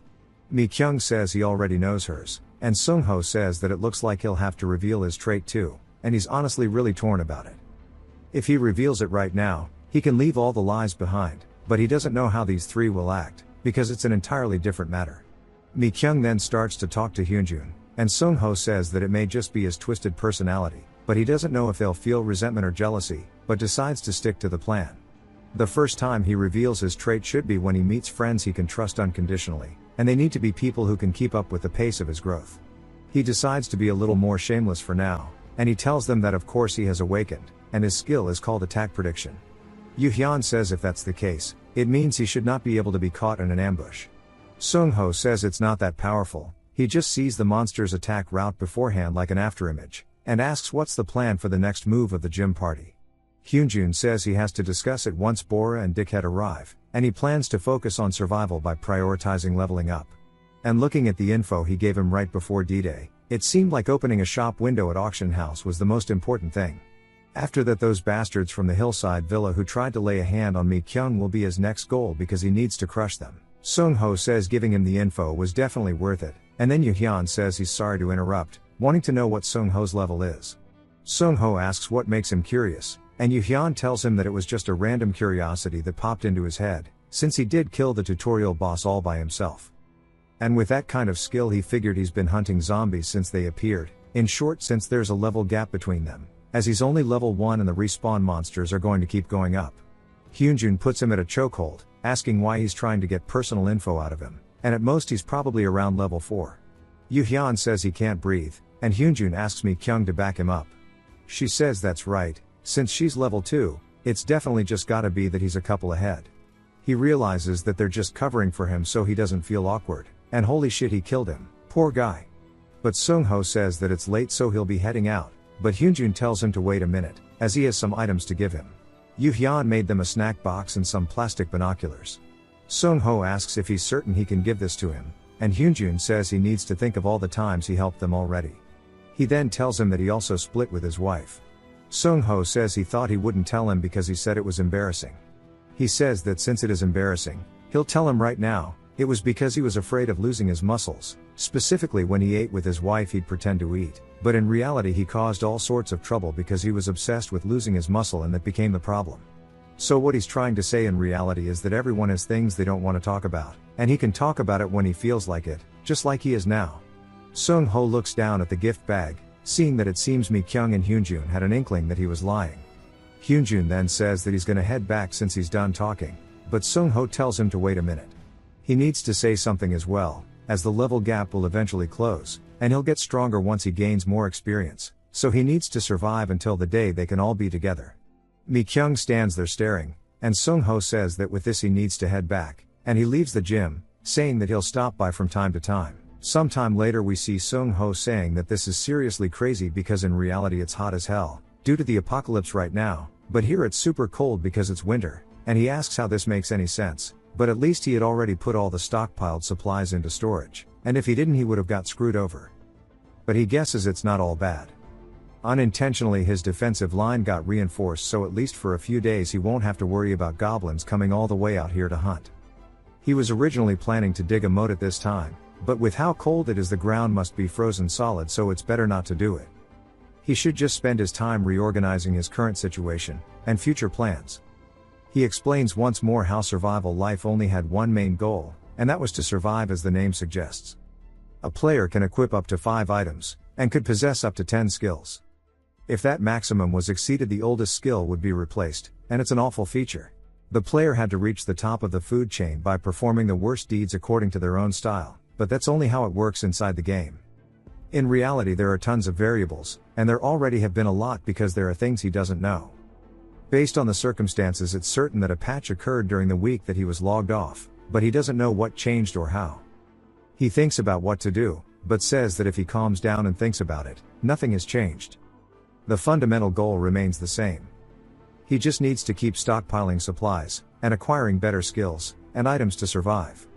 That means for now, he says, to keep doing what he has been. In the short term he needs to continue exploring the otherworld forest, and finish the moat construction, and deal with the owlbear to secure the valley. While in reality he needs to farm festival fireworks, and keep tabs on the villa party. And in the mid to long term he needs to regroup with his friends, and a bunch of other shit, but it's like low-key giving him a headache thinking about it. He says that he needs to give up on thinking any more concretely about it.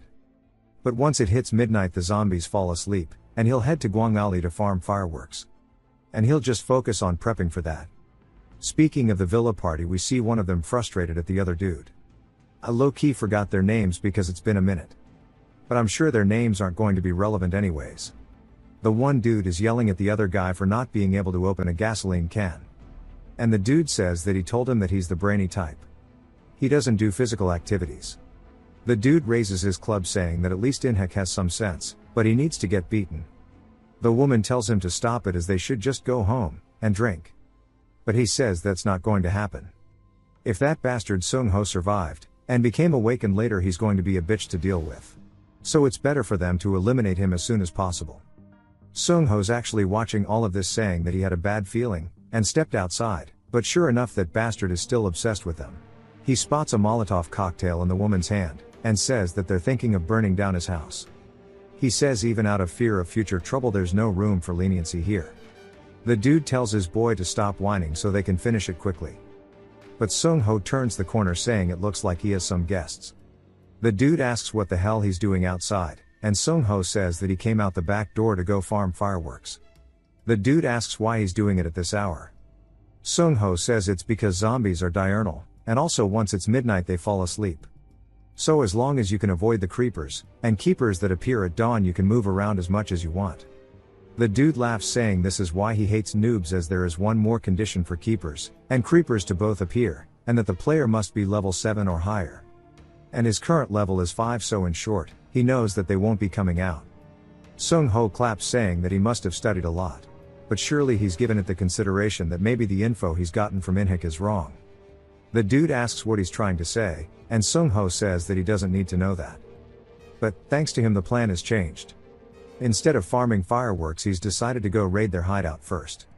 The dude gets pissed, asking if he's out of his mind, and tells the woman and the other dude to jump his shit. They then notice the ground shaking, and they turn scared only to see the actual nightmare fuel running at them.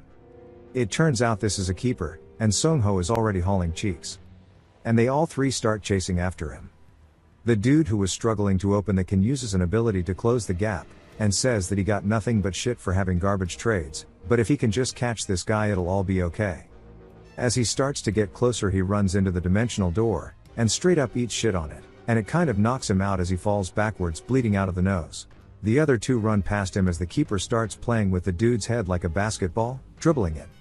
The guy asks what the hell is going on, and he tells the woman to go left since he'll go to the other side. But when she does, she yells, telling him to help, as a creeper is right in front of her, and she explodes, dying instantly. The explosion knocks him to the floor too, and he asks what's going on, as the keeper has now closed the gap. But says he won't go down like this, and swings behind him as his club turns on fire. Even though he hits it straight in the face, it doesn't really even flinch from the attack, and the dude realizes he fucked up as it opens its jaw, and puts his head in its mouth before killing him. Sung-ho watches all of this, saying that he's grateful that he even landed a hit, and now it's time for him to deliver the finishing blow as he shoots from inside of his bunker. He hits the monster directly in the back, and he says, judging by how it's only staggering instead of collapsing, the bullets must be turning to dust faster than he predicted in reality. But still, it's not like there is no damage. As he hits it 3 more times, he says he'll just shoot it until it dies. But as expected, this isn't pleasant at all. He eventually kills it. We see that he leveled up to 12, gained the skill of terrain detection, and a bunch of other stuff. He says whether he resolves himself to do it directly, or do it indirectly, killing a person is still considered killing, but he tells himself not to worry about it too much, because Cheljin deserved it. I'm glad he said that guy's name, because I never would have remembered it. But Sung-ho continues, saying at this point it's just trash getting baited by other trash and dying. After that, the early morning farming went super smoothly. At the hideout, which is where he visited first, it wasn't exactly what he expected. There were plenty of items that would sell like hotcakes if listed at the auction house later, and honestly he could tell the guy would have died of natural causes even if he left him alone, because he had nothing but alcohol and cigarettes stocked up for days. He heads over to Gwangli, and says that not only was he able to obtain the fireworks he wanted for the festival, but he got some other stuff too. And with Dingo's help, he was able to avoid monsters pretty easily, and take care of the sleeping zombies one by one without any trouble at all, which made leveling up super free as he's now level 14. And he says this is how it should be. But if there was one problem, after finishing farming at 7 AM, back at his house, he's moving in boxes to the bunker, and says that moving supplies around twice is brutal. And if only this other world wasn't winter. But if even a stray spark flies, the shelter could go up in an instant, and storing things on the ground means moisture issues, so this place is still the best option. And next he'll head to the Villa district to check whether Su Yun is alive or not, and along with a nearby time shelter, he'll go check out Kyunjin's hideout too. He then heads over to the door, and looks outside to see it pouring down. He says this is crazy, and for the next 2 days, a typhoon raged in the real world, and he focused entirely on building the moat. He judged that carelessly moving while the cold hadn't fully lifted yet would be too risky, so he'd just focus on base duties and upkeep, and working on the moat. And by the time he finally finished it, he says he's never doing that shit again, and fortunately the weather had warmed up, and the ice walls collapsed. It was brutal, but it finally feels like whether humans can live in now. But that's not something for him to complain about, because in reality it's full of typhoons, and it's like Sharknado, but with zombies. He says it's time to move on to his next plan now, and he says that he wants to bring up something random. Firearms were the ultimate cheat in the game, and the reason wasn't anything special. Firearms were originally late-game weapons unlocked only after the metal disease passes, and they're weapons you can only obtain through farming. He sneaks up on the owlbear, and says that this is still insane. Of course, Dingo played the biggest role in securing the route, but maybe it's because his perception rose to 14 from wearing the watch. Due to terrain detection reaching level 2, the owlbear doesn't seem to have noticed his presence at all. He has 15 bullets remaining in his rifle, and he says that to take down an owlbear that's stronger than a keeper, even with bullets that haven't been weakened by the disease, like in reality he needs to fire at least 7 shots. But since there's no way to resupply bullets right now, he needs to use them as efficiently as possible. As he aims down his sights, he hits the owlbear with the first shot in the back of the head. It causes it to rear over a little bit, but it turns looking pissed, and starts growling at him. But it actually doesn't see him, and starts looking around trying to spot him. Sung-ho taunts it, asking where it's looking, and shoots 2 more shots off from the side. One pierces its shoulder, and the other hits it directly in the knee. It falls a little bit, and he says they're finally at the same level, and it's time for him to finish this. And he's been waiting to get his revenge. The owlbear begins charging at him, and he activates both slot 1 and 2, and pulls out a lighter and a firework. He starts to light it up, and tosses it straight at the owlbear, and then uses slot 3, which is the shield. The owlbear readies an attack, but as the fireworks start blasting off, he loses his sight, and looks up surprised. Then it starts to rain down onto him. The owlbear gets scared, and closes its eyes, and Sung-ho says even if it's a higher species, having an owl's head means it's weak to light. And he charges in, opening slot 4. I think this is some kind of giant drill. I'm not too sure, but he leaps straight towards it, and says it's time for him to finally take possession of this valley. As he starts drilling into its chest, he eventually kills it, gaining 25 points and a level up, as well as the skill Soundless Movement. And due to reaching level 15, he gained additional effects, added to his trait, upgrading his dimensional slot. He puts the weapon back in slot 4, and opens up the soundless ability, which reduces all sounds generated by the player. And the upgrade to the dimensional slot means that he got 5 more slots. He says honestly they both seem a little underwhelming, but still Owlbear's claw should be in demand as weapons. And he pulls out slot 5, which is a chainsaw, saying that he'll squeeze out everything he can from this corpse. He heads back to the bunker, and we see him chewing on some fish, saying that this is the life. Even Dingo is tearing that shit up. Dingo barks for more, and Sung-ho says that he already ate 5, and he's getting greedy.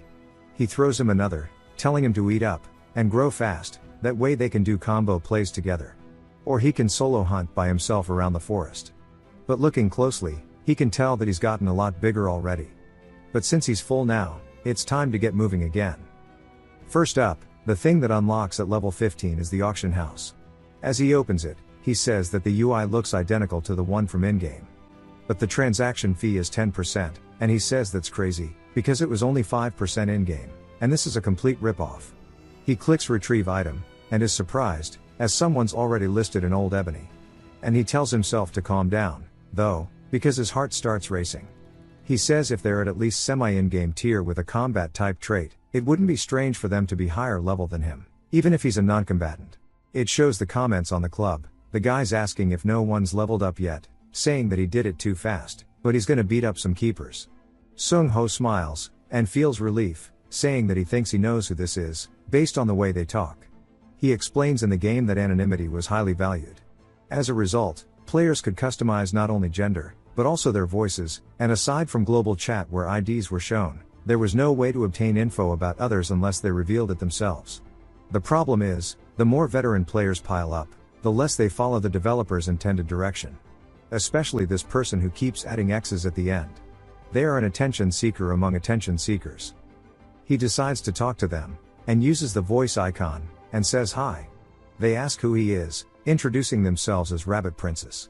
He says that they're coming in hot right away, and tells them that he is a Kimbop. He says the reply is slower than he expected, and it might be suspicious. They start laughing, saying that they trusted him, and they've been waiting for a minute. Then ask if he's with the president right now.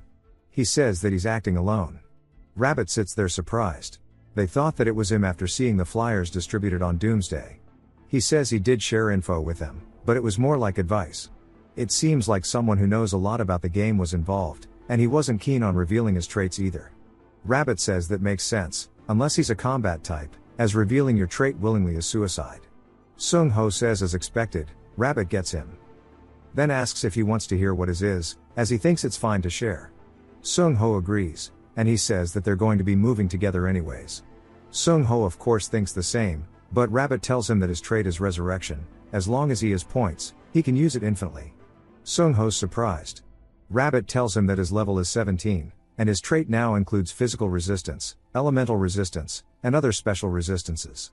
Then asks about Sung-ho's, but we also see his stats are comparable to Sung-ho's too. Sung-ho says about that, he can't tell him right away. Rabbit gets surprised asking why, and Sung-ho says that actually he has trust issues with the ability. To the point where he doesn't even tell people close to him in real life about his abilities. Of course, it's not that he doesn't trust Rabbit, he just wants to meet, and talk face to face first. Rabbit says he understands. Then tells him to search the auction house again. Sung-ho asks what he means, and Rabbit says to hurry up. Sung-ho looks at it, and is surprised. Rabbit says at this point, when they've barely finished the tutorial, he understands this item's value better than anyone. It is a magic metal ring with +2 health and strength, and it sparkles with embedded magic. Rabbit says that he searched the whole neighborhood trying to get this shit, and he can take it for 10 points. Sung-ho asks how he could give him something so valuable, and Rabbit puts another X in the chat, telling him just to take it. He figured he should show this much sincerity for him to trust him. Sung-ho's surprised, saying that it's true that he met Rabbit early in the game. It turns out Rabbit is Toe, my bad, gang. Among the veterans, they were especially close, but he didn't think that he would have this much goodwill. Either way, he is grateful. So for now, the best thing he can do is show his own sincerity. He says that he has listed an owlbear claw, and some smoked trout. Rabbit gets excited, saying this is insane. Sung-ho says he remembered he liked grilled fish as snacks, and animal claws as weapons. He says that monsters are already showing up in Busan as crazy. But Sung-ho tells him it's related to his trait, he can think of it as a token of trust. Rabbit says that it's insane. Then Sung-ho says he has a question. He doesn't mind him coming all the way to Busan to meet him. But while they were talking casually like this in game it was fine, but when he's with him in real life, he needs to wear actual clothes, and not use the X stuff as he doesn't want to draw attention. Rabbit tells him that's kind of his identity, though. But he's got it, he's with him, he'll just use his catchphrase, Jaws instead. And as long as he's naked, he'll still go around naked when he's alone. Sung-ho says in the end, he's gonna strip anyways. Rabbit says his new catchphrase of Jaws. After finishing the convo, Rabbit ate a proper meal for the first time in a while. And then, whether by coincidence or not, the typhoon subsided, and bright sunlight streamed through his window. He says that this has to be something similar to a divine revelation. Or maybe his best friend, the last man standing in the game, finally became a god. Whatever it was, we finally learn his real name is Sho-kyun. He jumped out of the building, landing straight on the ground, using a zombie to cushion his fall. He says for him to go meet his friend, who had given him warmth again after so long. He's so excited, as he's using a zombie as a weapon, running through the street, but there was one problem. As he hauled ass for a hot minute, he did a full circle around the block, and ended up somewhere that he recognized as it was none other than his own hideout, because bro is directionally challenged. It's now been 3 days since the typhoon has completely gone away, and in the meantime the gym party members were gradually adapting to the apocalypse. Yoo-hyun, who had reached level 5, can now send the dolls he crafted much further. He told him that the gym party had moved to a second-floor taekwondo studio near his house. Also that Yoo-hyun and Bora had become a couple, and that Hyunjun had reached level 5. Whenever he received notes like these he helped their growth by pointing them to locations he'd set up in advance so they could farm safely. As he throws out one of the dolls he says this should be enough, and opens the auction house. Of course he didn't forget to keep in touch with Sho-kyun either, but the replies from Sho-kyun were extremely slow though, and he doesn't know what he's up to, but it's the same as in the game too. He knows that from level 15 onwards the required experience doubles each level, and there's a so-called hell level zone. He opens his status window, and he says that points and levels aren't directly linked, but there is a rough ratio. To hit level 16 you need to kill 100 zombies, and if he focused purely on hunting it wouldn't be hard. But in his current case he has way too many other things to deal with at the moment. He gets to his bunker, and 2 hours later he asks if this is true. As he's talking to the little beetles he holds up a mithril knife, asking if they really made it. They do a little happy dance, and he says that barging in and handing over the rare ore they agreed on was fine, and he reminds them they are beetles, asking how they managed to make something like this. The beetles start screeching at him, and he says that he'll give them the chance they need, and if it's true that they made it then he should try crafting something like this as he hands him a coin. It starts nibbling on it before shaping it into a blade with its bare teeth, and holds it up to him super proudly. Sung-ho is just surprised that it actually works, and he says if they can sharpen it this finely, he wants to know why they made the mithril knife so rough and uneven. The beetles all start crying, and he asks what's wrong, and he tells them to pull themselves together, and draw it out properly over there. As the client in this contract he'll at least hear them out. They head over, and start drawing up on the board, and he asks if they mean to say the goblins kept beating them up, and they couldn't make proper weapons. They all start nodding their heads, and he asks where exactly they live. Beetle number 1 then marks on the map pointing at it.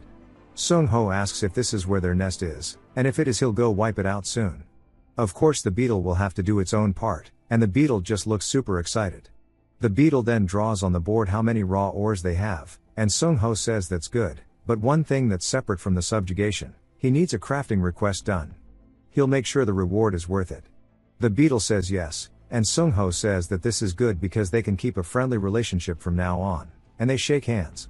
Realizing unexpectedly that the beetles had leader potential, he continued farming as usual with Dingo, dealing with regular zombies that had grown stronger than early game ones. We see a smile on his face as he charges in, leaping at one of the zombies before ending it, smashing it into concrete. He says he kept going until the old tag finally appeared on the Ebony Club. As we see him releasing a purple aura, he instantly kills 2 zombies side by side, and one leaps at him from behind, and he turns saying that killing them almost came out of habit, and he headed towards his destination, the Eden Villa. He gets there saying that this place is really fancy, and if not for this mess, he probably never would have set foot somewhere like this, but he just wonders if Soo-yeon is still alive. Considering that Yoo-hyun and Bora, both non-awakeners, are still alive, and that it's been confirmed people who've had contact with awakeners aren't affected by zombie spores, it should be the case. He's not too worried that Soo-yeon, who once shook his hand, has turned into a zombie, but what he's more worried about is the location of the villa. This place is close to the golf course with Kyunjin's bunker, and also close to the government-built time shelter, which makes it an ideal environment for survivors to gather. So in other words, it's the perfect setup for conflicts to break out at any time. He climbs up the floors, saying that an average person would be exhausted just climbing up here. That aside, judging by the rope installation, it looks like it really was Soo-yeon who did it, as he sees one of the doors completely intact on the third floor. He heads over, and knocks on it, and she says that she told him to come to the meeting spot, and she mentioned it several times not to come all the way here as there's a murderer nearby, but she's surprised that it's actually Sung-ho. He says that it's good to see her, and she asks what he's doing here. He says that he came to collect the medicine money. She's surprised, and says that he did say that he would do it previously, but then she sighs, saying that she knows he's not exactly normal either. He then asks about the murderer thing. She says that he should go inside first, as this will be a long conversation. He explains that from the moment he sat on the couch with Dingo, Soo-yeon started dumping info like she was venting her frustrations. She went on so fast, and in such detail that he couldn't even get a word in. Long story short, both the time shelters at the center, 3 parties have been living in separate zones. Party C, which consists of at least 10 people, suddenly proposed opening the time shelter, and sharing the supplies. When the other 2 parties refused, a murder suddenly appeared, and judging by the group size, the leader of Party C must be Kyunjin, and the murderer is probably one of his subordinates brainwashed by his traits. And the reason that he made a proposal instead of just using mind control is likely because his trait has at least one restriction or condition. But he has to play dumb with Soo-yeon, because he can't risk getting her dragged into this. He says that she must be saying that the murderer appeared because she rejected Team C's proposal. She says she can't be certain, but she thinks they're definitely related. Someone from her team, and Team B was killed, but Team C has not lost anyone yet. But why try to force the time shelter open now when it would naturally open later? He says that he doesn't have enough info to say for sure. Then asks about her healing trait. She says that it heals minor wounds, and he says that she must know how hard it is for support-type awakeners to hunt. She says exactly, she gets points for helping, but her level never increases. He says that leads him to a hypothesis. The team leader of Team C isn't a combat type, but has a different kind of trait. That means he would need more materials to craft area of effect weapons for faster leveling. He asks what she thinks, saying that it's just a hunch. She says that's really plausible, and just because his subordinates get stronger doesn't mean he does. He tells her exactly, plus managing a group that's the size of a clan must come with its own set of headaches. She says that sounds believable too. It fits the current situation perfectly. He then asks if she doesn't have a meeting with her party soon, and she says she does have something to take care of. He asks if she's going to farm, but she says no, she thinks she's about to get a confession. He asks what she means, and she tells him that it's embarrassing to say, but her party members are all idiots. And he knows how it is. Of the 3 basic desires, they're just the type whose sexual drive is the only thing that's high. He says that sounds like a real problem, and she tells him it's fine, as they aren't bad people. But asks about his plan. He says first he's going to go scout the time shelter, but she tells him that it'll be dangerous with Team C there. He says he'll just be spying from the shadows, so it's fine. Besides, because of the zombie wave, Team C members won't all be in one place. He then rummages through his bag before pulling out one of the ores that the beetle gave him. He tells her it'll work as a candle, and she can break it into pieces if it's too bright. She says that if he has glowstone he must have unlocked the shop already. He says that's correct, and she shouldn't worry too much. He tells her to break it into pieces if it's too bright. If things work out she plans to pay back the cost of the medicine with interest. Meanwhile at the bunker, Kyunjin asks somebody how the purification is coming along. The guy says at around 3 p.m. the murderer finished off another member of Team B. They've confirmed the remaining members are moving their supplies, so the purification of Sector B will be complete soon. He asks about Team A, and the man says there's no significant movement so far. Kyunjin then asks if they should kill another member of Team A, and the dude says that does seem like the best course of action. Kyunjin asks where they are now, and the man says they're moving individually, so they haven't tracked everyone, but they spotted a female member of Team A leaving her residence, heading towards Eden Plaza. He says that's good, and tells them to send the murderer there, and also asks if they found that guy yet. They say that they haven't since they couldn't identify him, and he's sorry. Kyunjin gets pissed, and he says that he knows he's in Busan, but doesn't know where exactly. He needs to catch him as soon as possible, and he's panicking because he's not getting points or exp when his linked subordinates get kills, because he knows now that there's a big flaw in his trait, and if he doesn't get rid of that bastard soon he might end up getting devoured by him one day, as he had paralysis poison before the apocalypse started. On top of that, if he doesn't hit level 15 by the deadline, and can't attend the auction house meeting, those other regional clan leaders are going to look down on him. He gets frustrated, and one of the men tells him that they captured all the zombies as ordered. As they bring them to him, he tells them that they did great. He holds out a Molotov cocktail, and rolls it along the floor before it breaks, and ignites all the zombies. His level increases to 9, and he says there's only 6 more to go. He tells his men to listen up, as from now on they have 3 objectives. First, find the locking mechanism for the time shelter. Second, keep capturing zombies like they just did, and third, find that unknown bastard from Busan. They say they understand. We see Sung Ho was actually watching, and listening to all of this while using his dimensional door as a hideout. He says that Kyunjin sure is getting fired up, but he shouldn't be so impatient, because he's going to go protect Soo Yun, and force him to come here on his own.